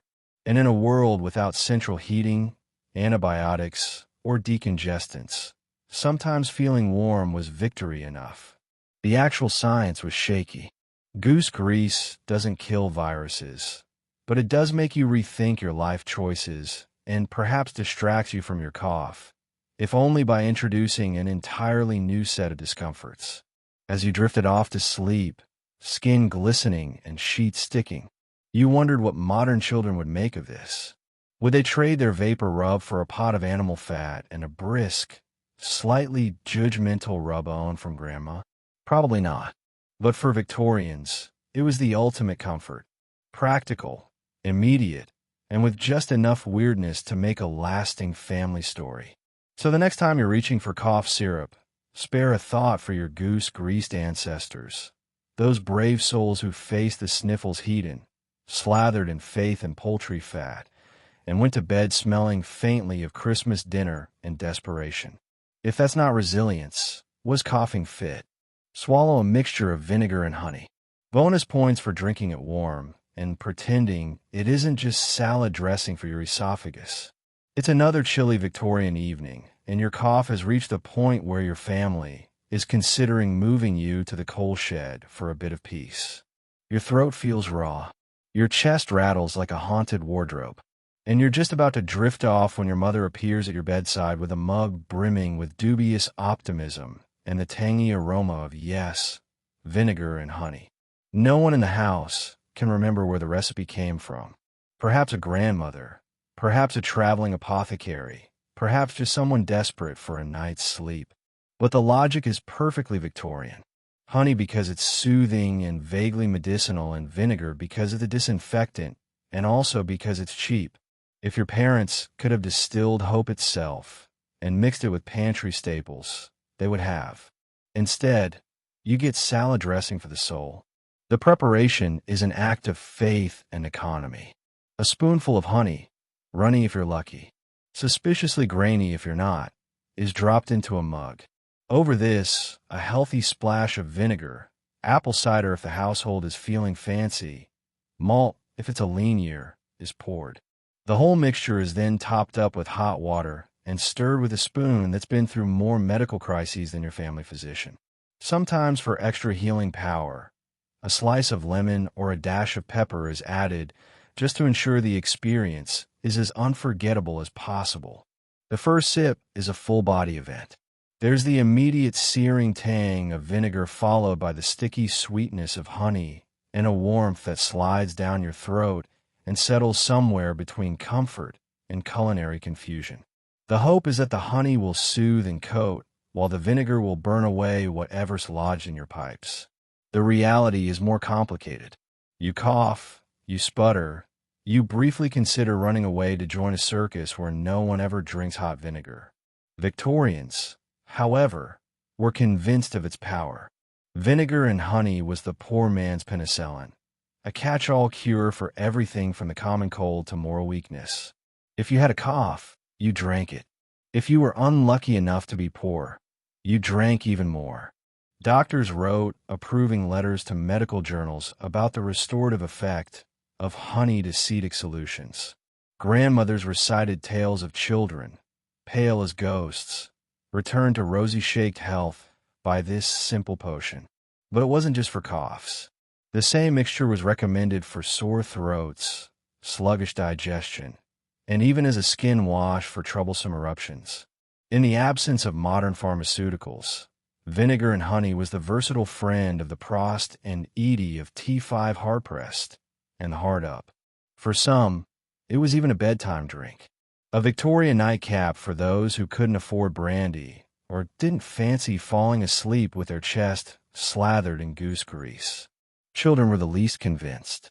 To a child, the mug of vinegar and honey was a symbol of both hope and betrayal. You knew it was supposed to help, but every instinct in your body screamed that this was punishment for sins you couldn't remember committing. Adults swore by it, but children learned early that swallow it down. "Dear, it's for your own good" was Victorian code for "you won't like this, but we don't have any better ideas." And yet, sometimes it worked. Maybe it was the honey, maybe the vinegar, or maybe just the power of ritual and the comfort of being cared for. You drift off to sleep, throat slightly singed, but with the warmth of family around you and the reassurance that at least your medicine didn't involve leeches or another bowl of stewed prunes. So next time you reach for cough syrup, give a nod to vinegar and honey, the original home remedy, lovingly served, stubbornly endured, and for a fleeting moment, almost magic. Made from orchid roots, Sulop was sold by street vendors as a cure-all for everything from sore throats to heartbreak. Spoiler: it cured nothing except perhaps a desire to try new beverages. Picture a foggy Victorian street, the kind that smells of cold smoke, damp wool, and opportunity. You're bundled in a shawl, shivering and pale. Your voice from weeks of persistent cough, or possibly just the general melancholy of living in a time when your main source of entertainment is staring at wallpaper. Enter the sale vendor, his pushcart steaming invitingly in the chill, promising warmth, relief, and just maybe a little hope in a mug. Salop was the Victorian answer to every ailment not already claimed by beef tea or barley water. The star ingredient, ground-up tubers from a particular type of wild orchid, not a flower you'd find in a bouquet. Think more mysterious root dug from a windswept hillside. The sort of thing you'd expect to see in a potion, not a drink. The vendor would boil these ground roots into a thick, creamy liquid, adding milk, sugar, cinnamon, or whatever else might distract from the underlying reality. You were sipping on flour paste. The first taste is well surprising. The texture is smooth, verging on gloopy, a kind of drinkable custard. If custard were made by someone who'd only heard rumors about eggs.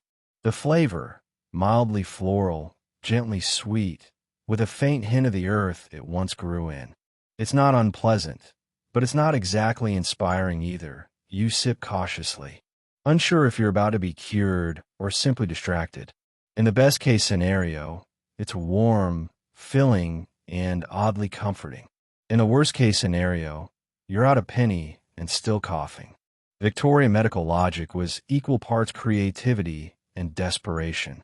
Salep, they insisted, could soothe sore throats, ease upset stomachs, warm frozen fingers, and even mend a broken heart. Why? Because it was rare, and rare things are always more powerful. Street vendors pitched it with the enthusiasm of modern wellness influencers. Guaranteed to restore vitality, make your cheeks rosy, brighten the mood of even the gluiest governess. Some even claimed it worked wonders for the lungs, which in an era where the air itself was out to get you, felt like a pretty good deal. Mothers would send children out with a few coins and strict instructions. Bring back a cup of sal for the sick room, or perhaps for the family member most likely to complain about the weather. Invalids nursed steaming mugs by the fireside, and aspiring poets drank it while composing odes to lost loves and slightly damp socks. It was, above all, a beverage of optimism.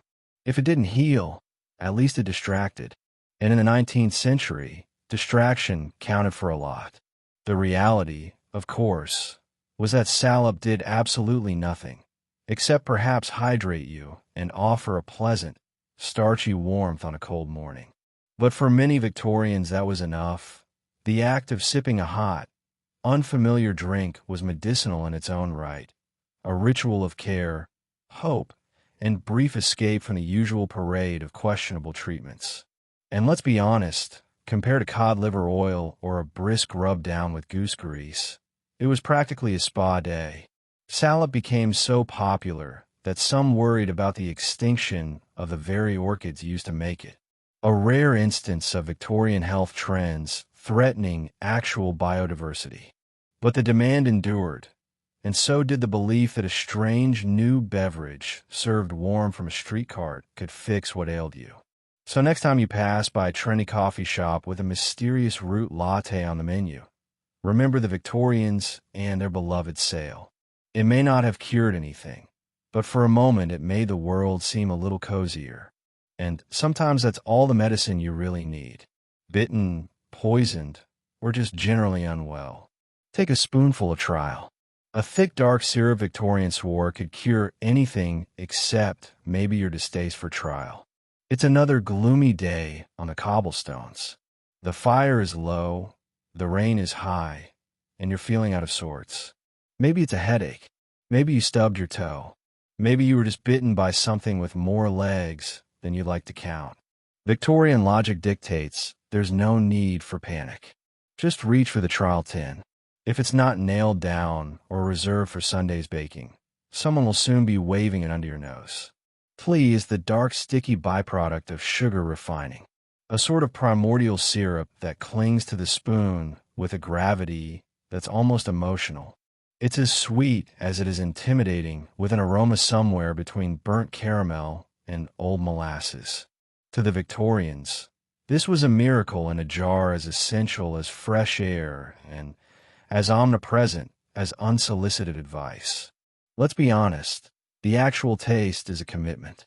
One bite, and you know you're not dealing with dessert, but with something that wants to fix you, or failing that at least slow you down enough to forget what was wrong.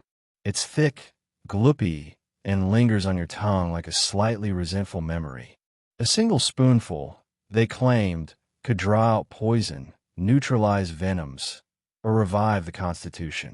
If you didn't feel better, at least you'd be too busy chewing to complain. The trial remedy list was impressively long. Sore throat, trial in hot water, indigestion, trial mixed with vinegar, snake bite, a hearty dose, followed by a quick prayer, general malaise, melancholy, or the creeping suspicion you've been hexed by the neighbor's cat. You guessed it, trial. For Victorians, it was the edible equivalent of duct tape. If it didn't work the first time, you clearly hadn't used enough. Medical texts from the era were full of glowing reviews.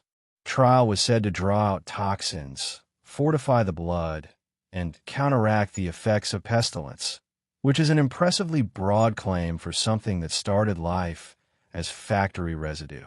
In plague years, entire families dosed themselves by the spoonful, convinced that the sticky syrup would armor them against invisible dangers. Some recipes for Venetian trial contained dozens of ingredients: herbs, spices, and sometimes distressingly powdered viper, just to ensure that if you did survive, you'd have an anecdote to last the rest of your life. In reality, trial's power was mostly psychological.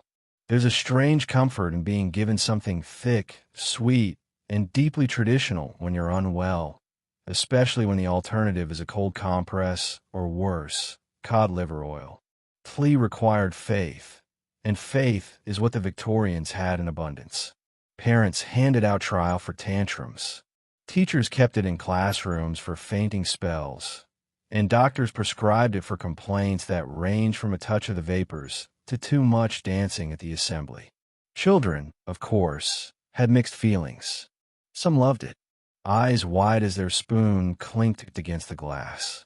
Others learned to dread the telltale stickiness that meant their ailments, real or imagined, would soon be drowned in molasses. Adults pretended to take it seriously, but mostly they just relished the rare opportunity to eat something resembling dessert in the name of health. As for the modern world, trial's glory has faded, but it lives on in puddings and nostalgic recipes, and in the collective memory of anyone whose ancestors believed that universal antidote could come in a tin. So next time you're feeling a bit off, give a nod to the Victorians. Take a spoonful of something sweet. Believe it'll help, and know that sometimes hope is the best medicine of all, even if it's just stuck to the roof of your mouth. Nothing says healing like juicing a root vegetable and telling yourself it's medicine. Victorians drank raw turnip juice for coughs, colds, and the opportunity to regret all their choices. It's a gray, drip-a morning in Victorian England, and you've woken up with a cough that rattles the windows and a throat that feels like you gargled with sand. Your mother has already sent word to the kitchen. No need for a doctor yet. Not when you have vegetables and the unshakable faith that misery builds character. Enter the household's latest wellness trend, raw turnip juice. Picture it, a perfectly innocent white and purple turnip minding its own business in the root cellar.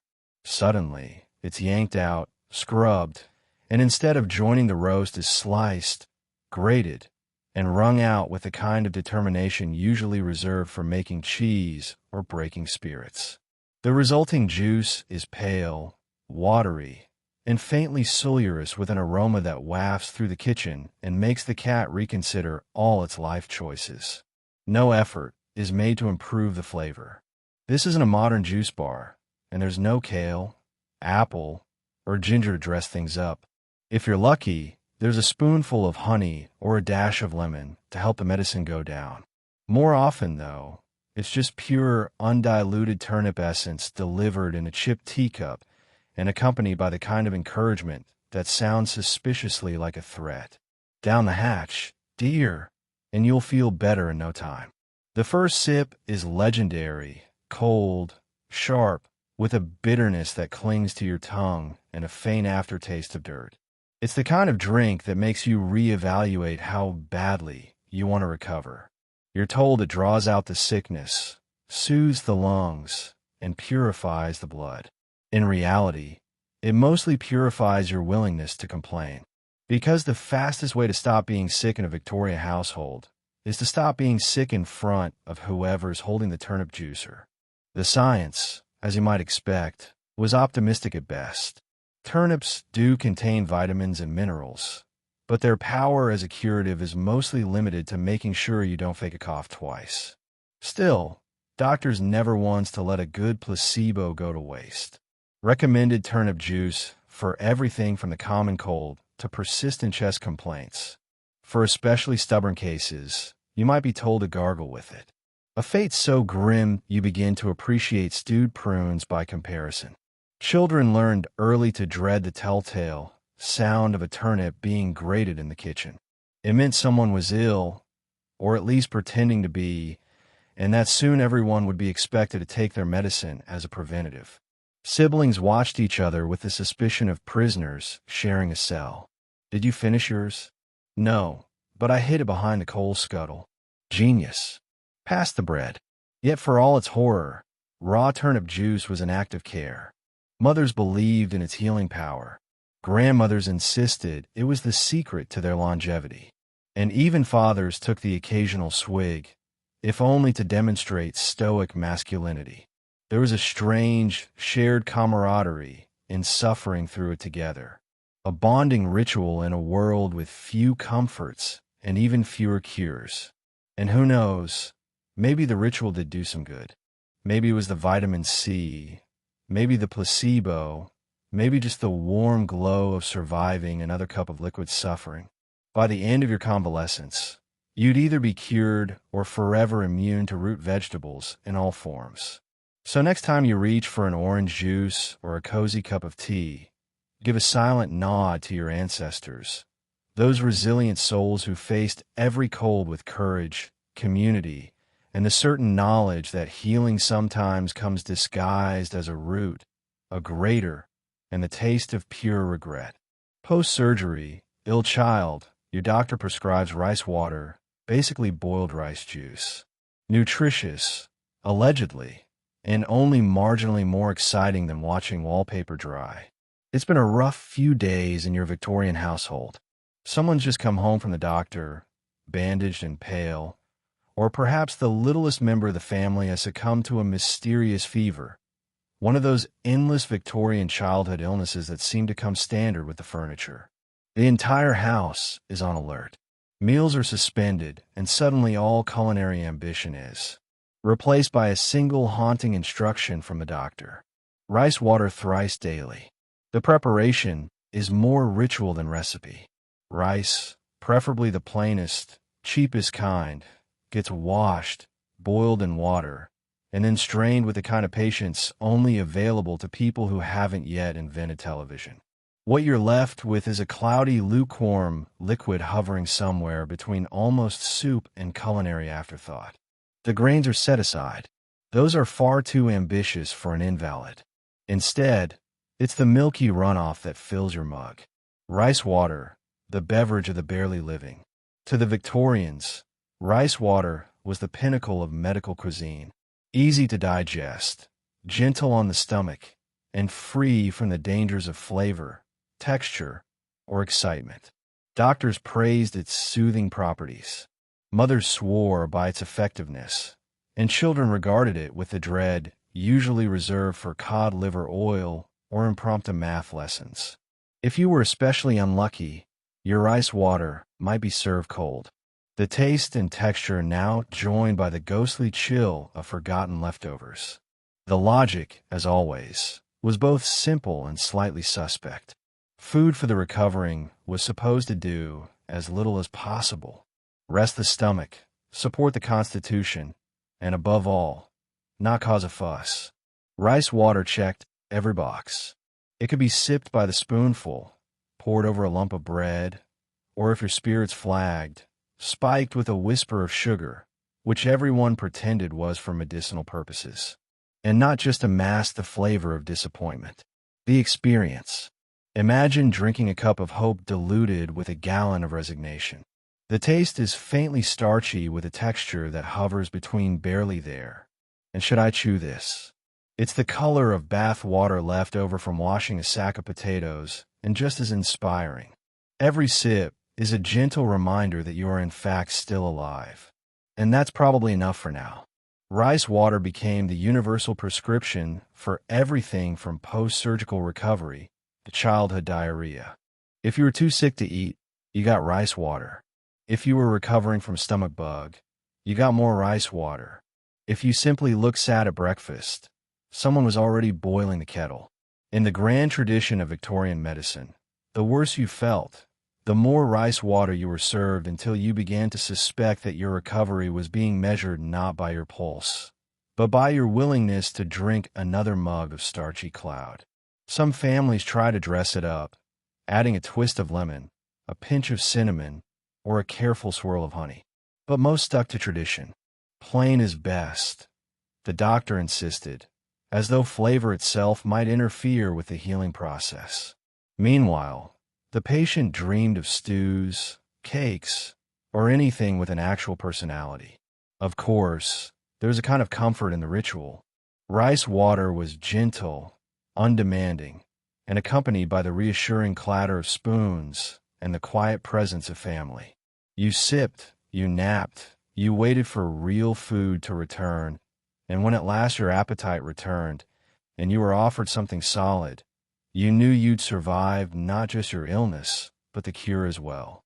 So tonight, as you pour yourself a drink with actual flavor, raise a silent toast to rice water, the great Victorian ruse that healed with blandness, comforted with monotony, and proved once and for all that sometimes survival is just a matter of patience and an empty spoon. Did you know sugar was once a medicinal food handed out for everything from headaches to heartbreaks? It's not that different from now, except the dentist's bills were higher, and so were the stakes. It's a chilly Victorian afternoon, and you're curled up on the fainting couch, suffering for what the doctor calls nerves and what your family suspects is just boredom. The room smells faintly of coal smoke and parlor flowers. But today, there's a whiff of excitement. Someone's opened a sweet tin with great ceremony. Your mother presents you with a few sugar plums, dazzlingly pastel, dusted in a fine white snow of sweetness. Just a thing for your constitution, she says, as if she's delivering a miracle instead of a shortcut to your next toothache. For the Victorians, sugar wasn't just a treat. It was medicine, luxury, and status symbol all rolled into one. Confectionery therapy was very real. Got a headache? Have a sugar plum? Suffering heartbreak? Try a candied violet. The apothecary shelves were lined not only with bottles of suspicious syrups, but also jars of sweetmeats, bonbons, and jellies, each one more enticing and expensive than the last. Sugar plums, by Victorian standards, weren't actually plums at all, but little orbs of hardened sugar, sometimes with a nut or a bit of spice at their core. Making them was a time-consuming art. Layer upon layer of syrup, carefully poured and dried until the result was something magical, delicious, and, as it turned out, wildly hazardous to dental health. No matter. The risk was all part of the experience. You'd suck on a sugar plum for hours, feeling your spirits rise and your nerves slowly surrender. Doctors prescribed sugar for nearly every emotional or physical malady.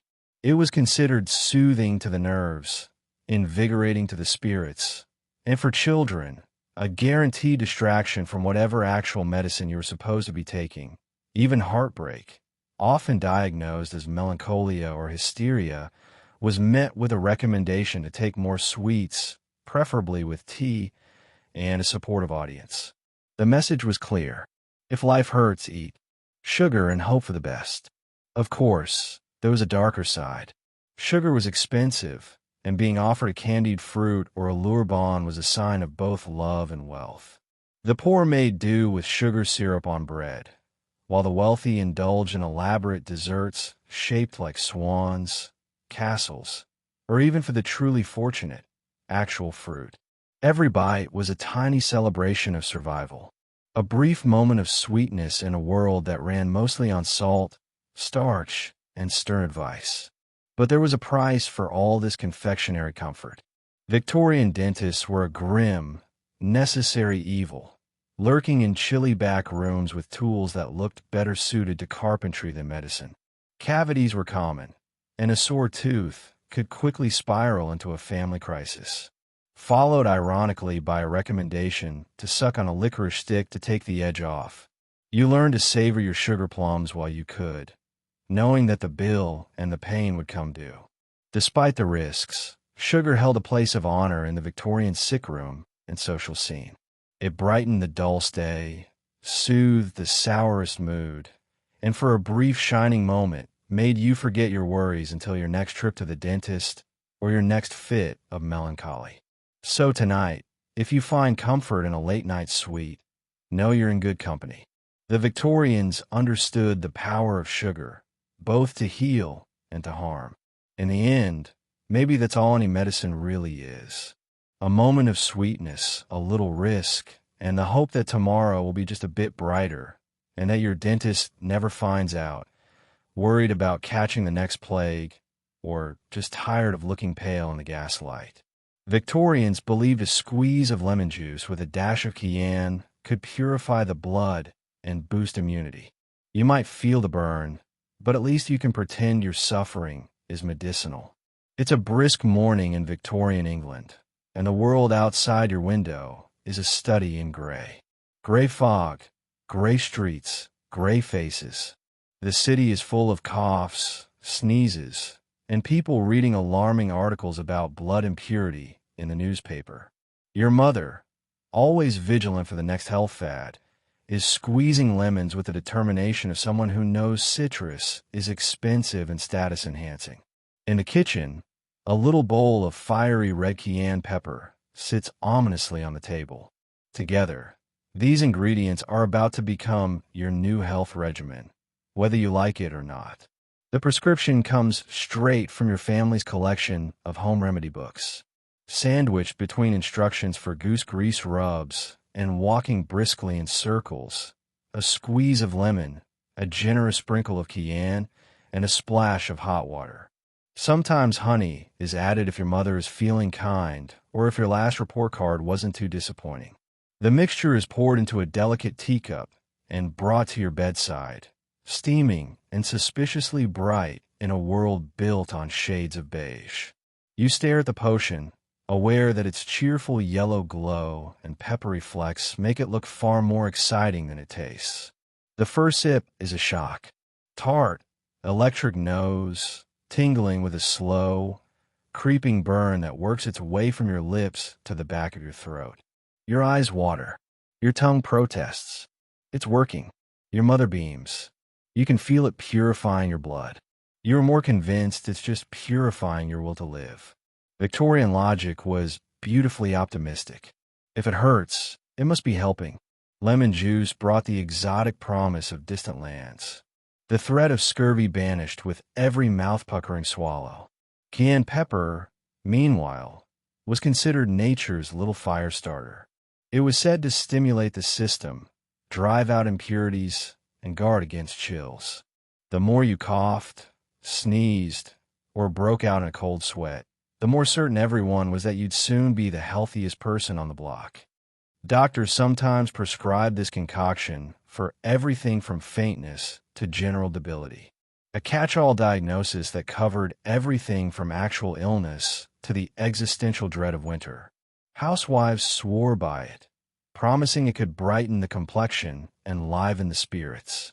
Children, on the other hand, became experts in creative avoidance, hiding cups behind curtains, pouring doses into potted plants, or bribing the family dog for assistance. It wasn't all suffering, though. There was something comforting about the ritual. The clatter of spoons, the bright scent of lemon cutting through the usual fog of boiled cabbage and coal dust, the unspoken belief that somewhere in this glass healing might be found. And in truth, there was a little science behind it. Vitamin C from the lemon, a bit of circulation, boosting capsaicin from the cayenne, and most importantly, the placebo power of being cared for. For those who endured, the benefits were celebrated. You look so much better, relatives would say, admiring your watery eyes and flushed cheeks. Your blood is surely pure now. Of course, the true reward was often relief. The knowledge that your morning glass of pain and punishment was over for the day, and that you'd survived another round of Victorian medicine with all your extremities intact. So tonight, as you sip your sleepy time tea or add a twist of lemon to your water, remember your ancestors, brave souls who fought off the scurvy, the plague, and the general grayness of life with nothing but citrus, pepper, and an unwavering faith in the power of suffering for health. May your own remedies be gentler, your days brighter, and your immunity only tested by things that actually taste good. Have you lost your appetite? Good news, because breakfast is a mushy heap of bran mash recommended by Victorian doctors for digestive woes, melancholy, or just because your cook was out of ideas. Nothing gets the bowels moving like a meal that tastes like yesterday's newspaper. It's a bleak Victorian dawn. You're propped up in bed, head throbbing, stomach churning, and the household is tiptoeing around as if you're a particularly delicate vase. The doctor, all whiskers and self-importance, prescribes his favorite miracle, bran mash. The cook, who had secretly hoped for a nice, simple, gray, trudges to the pantry to fetch the least exciting ingredient in the world. Bran. Bran, for the uninitiated, is what's left after all the interesting parts of the wheat have been whisked away. It's the flaky, fibrous jacket, the culinary equivalent of a suit of armor, but crucially without any flavor, fun, or nutritional excitement. The cook boils it with water until it achieves the perfect consistency. Not quite solid, not quite liquid, just a sort of damp, sagging mound. Sometimes a splash of milk is added, sometimes a pinch of salt, but heaven forbid anyone be so bold as to use sugar. The result, bran mash, a dish that looks like it's already been through something and tastes like it never wants to go through it again. Victorian doctors swore by it. Bran mash was prescribed for the constipated, the melancholic, the languid, and anyone whose stomach dared to grumble in public. The logic was as unyielding as the mash itself. If it was bland, it must be good for you. If it was fibrous, it must sweep your insides clean. And if it tasted like boiled cardboard, well, you probably wouldn't be overeating, would you? The first spoonful is a study in anti-pleasure. It clings to the bowl, the spoon, and your tongue with equal determination. The taste like damp paper and mild regret, with a finish that can only be described as persistent. The texture is its main event. Soft yet gritty, managing to dry out your mouth while somehow making it wetter. Your appetite, already wounded, waves a tiny white flag. But your mother hovers nearby, insisting, "It's for your health, darling." She says this in the tone of someone who's never actually tasted the stuff herself. Still, bran mash did have one reliable effect. If you ate enough, things would eventually start moving. Victorian families tracked regularity with the same zeal modern families track screen time. There was an almost competitive pride in how quickly the bran mash did its work. "He's looking brighter already." A relative would chirp as you quietly wondered if it was possible to disappear into the bed sheets. For the melancholy, bran mash was supposed to lift the spirits through the power of routine and the digestive equivalent of a broom. If you weren't cheered by the flavor, which, let's face it, was impossible, you were supposed to be cheered by the thought that your internal workings were being swept clean and set in perfect order. Doctors would nod approvingly, and mothers would tell friends at tea, "He's eating bran mash again." Such a relief. There were, of course, variations for the truly desperate. A few mashed prunes for sweetness, a swirl of molasses, or even a sprinkle of dried fruit. But these were seen as scandalous indulgences, liable to bring down the whole fragile edifice of Victorian health.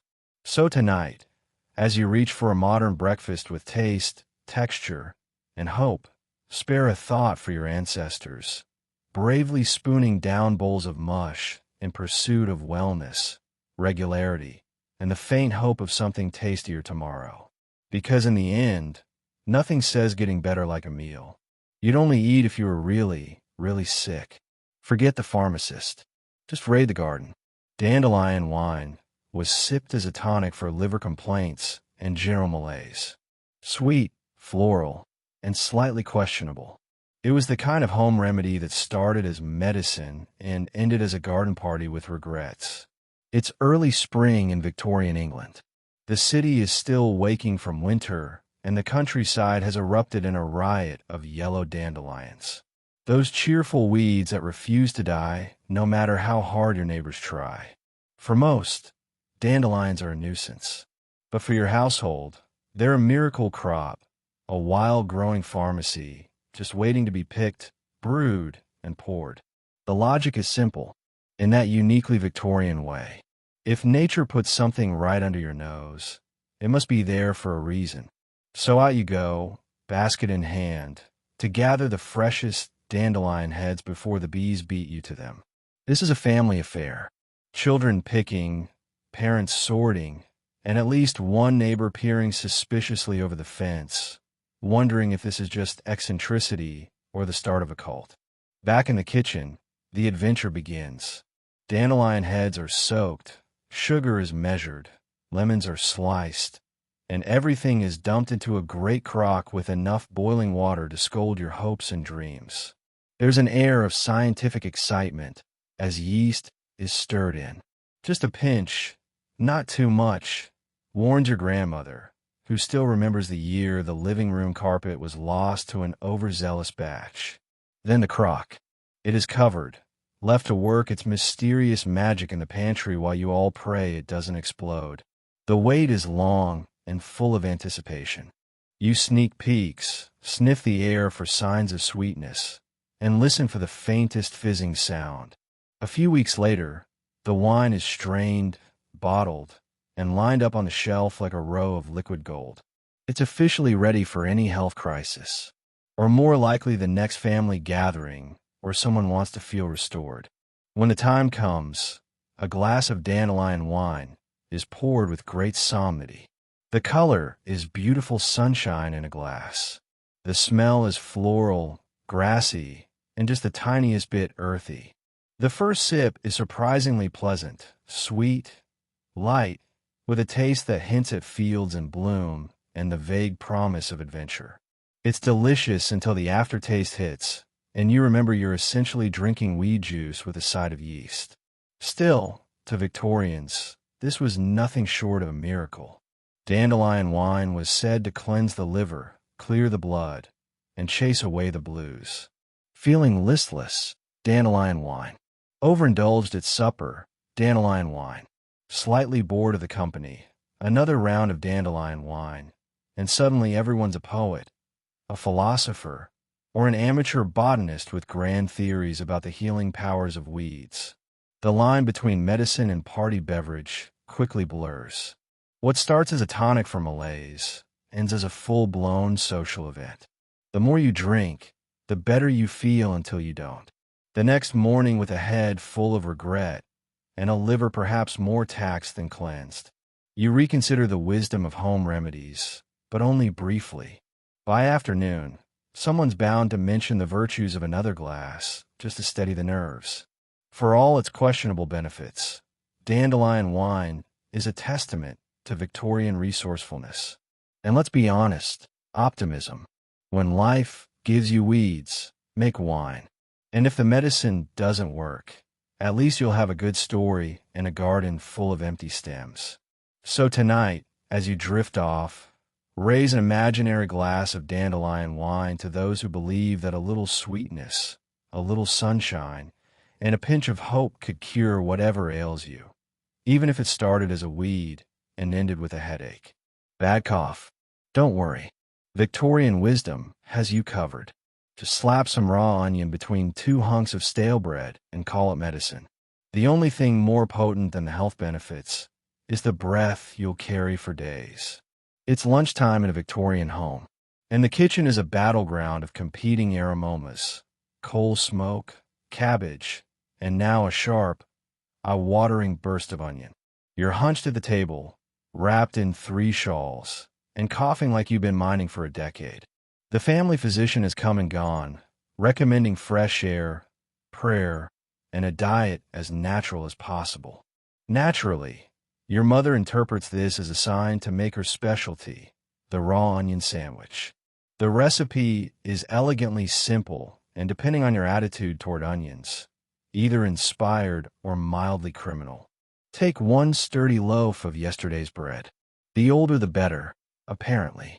Slice it into 2 door-stop size pieces and cram as many rings of raw onion between them as gravity allows. If you're lucky, there might be a thin smear of butter, mostly for morale. Some families get fancy and add a dash of vinegar or salt. But for the true purist, it's just bread and onion, medicine in its most unfiltered form. You stare at your lunch, contemplating your choices. The onions glisten, promising both agony, and if your ancestors are to be believed, miraculous healing. Victorians were convinced that onions had near mystical powers. They purified the blood, cleared the lungs, and warded off pestilence. If a cough persisted, you ate more onions. If your breath cleared a room, that meant the medicine was working. The first bite is an experience you won't soon forget. The bread is tough. The onions are fierce, and your taste buds are instantly overwhelmed by a spicy, almost electric jolt. Your eyes water, your nose tingles, and for a brief moment, you forget all about your cough. Mostly because you're too busy choking down another bite and wondering if you've lost the will to live or just the feeling in your tongue. Of course, the health benefits were largely anecdotal. Onions do have some antimicrobial properties, but Victorian claims were as much about faith as fact. If your lungs felt clearer, it was probably because you were now crying harder than you ever had over a Jane Austen novel. Still, there was a strange camaraderie in suffering through it together. Siblings made a game of who could finish their sandwich fastest. Parents promised extra treats to anyone who didn't make a face. Socially, the onion sandwich was complicated. Children learned early that bringing onion lunch to school was a gamble. Friends could be won or lost based on proximity. Kissing was out of the question for at least a week. The family dog eyed you with newfound suspicion. But in the sick room, the rules were different. No one cared about breath when survival and possibly a little peace and quiet was on the line. There were, of course, attempts to improve the experience. Some households layered their onions with cheese or cold meat, but purists frowned on such frivolities. The point was the onion and the suffering. Medicine in the Victorian tradition was supposed to hurt a little, if only to remind you that you were alive and well enough to complain. Yet after the last mouthful, you'd find your cough easing, your sinuses clearing, and your spirits eventually lifting, if only because you knew the next meal couldn't possibly be worse. You'd sit back, breathing deeply, feeling oddly heroic. You'd survived another day, another Victorian remedy, and would live to terrify the dinner table with your breath and your stories. So next time you reach for cough drops or hot tea, think of your ancestors and their raw onion sandwiches. Proof that sometimes healing is just a matter of conviction, camaraderie, and a willingness to clear the room for your own good health. If you thought soup couldn't get any sadder, meet gelatin broth, a shimmering, vaguely meat-flavored goo pressed on the sick and elderly. It was the go-to food for anyone who couldn't chew, wouldn't chew, or just needed to experience disappointment in a bowl. It's a dreary Victorian afternoon. You've been confined to bed, surrounded by a small army of pillows, and the faint hope that tomorrow's meal might involve actual texture. The house is thick with the aroma of simmering bones, a scent that lands somewhere between Sunday dinner and a long-neglected shoe. The doctor has visited and pronounced that what you need isn't rest or fruit, or perhaps even hope. No, your prescription is gelatin broth, a dish so unassuming it can sneak up on you while you're sleeping and still leave you underwhelmed. The process begins in the kitchen, where someone has the job of boiling animal bones for hours on end, skimming off the mysterious froth that rises to the top. A few sad vegetables might be tossed in, more for show than for substance, and the whole concoction is strained until what's left is a pale, wobbly liquid that glistens in the bowl like a nervous ghost. The broth is poured into a shallow dish and left to set, transforming slowly and with great reluctance into something halfway between soup and dessert and fully committed to being neither. The result, a quivering slab of protein and regret. It doesn't quite slosh, but doesn't quite stay put either. You poke it with your spoon, and it shudders as if protesting its own existence. The first mouthful is a study in sensory ambiguity. Cool, slippery, slightly sticky, and carrying a faint memory of beef or chicken if you squint and use your imagination. It is not bad, exactly, but nor is it comforting. Gelatin broth's greatest trick is convincing you to expect nothing and then still managing to deliver less. For Victorians, though, this was medicine at its finest. Gelatin was thought to be restorative, easy to digest, packed with nourishment, and gentle enough for the most fragile of constitutions. If you were recovering from surgery, dental work, or a bad case of ennui, gelatin broth was delivered to your bedside with the confidence of someone convinced they'd invented the fountain of youth. Invalids sipped it spoon by spoon, each taste both reassuringly bland and quietly infuriating. Children, of course, saw right through it. You could try to jazz it up, add a sprinkle of parsley, maybe even a splash of cherry, but no amount of culinary camouflage could mask the essential truth. Gelatin broth was just meat-flavored gel. Oh, and nobody anywhere had ever asked for that. Elders would assure you that it builds you up while quietly reaching for a biscuit to chase away the flavor. The broth wasn't just for the bedridden. Anyone who showed even the slightest hint of weakness, a cough, a limp, or an ill-timed yawn, risked finding a bowl of gelatinous broth at their place come mealtime. It was the universal fallback, the edible equivalent of wrapping someone in a scratchy blanket and telling them to count their blessings. Medical journals of the time waxed poetic about its curative power, but the real victory was psychological. A bowl of gelatin broth said, "You're unwell, but not so unwell as to deserve flavor." It was food as gentle scolding, nourishment as gentle trolling. So tonight, as you tuck yourself in, think of the countless Victorians who sipped and slurped their way to health with a wobble and a sigh. May your own recovery foods be warmer, tastier, and less committed to being both everywhere and nowhere at once. And if you ever find yourself staring down a bowl of wobbling, shimmering broth, remember, wellness comes in many forms, and sometimes it just wobbles. So tonight, as you drift off in the warm glow of your LED lamp wrapped in clean sheets, with a fridge full of food that won't try to cure you or quietly kill you, maybe spare a thought for your Victorian ancestors.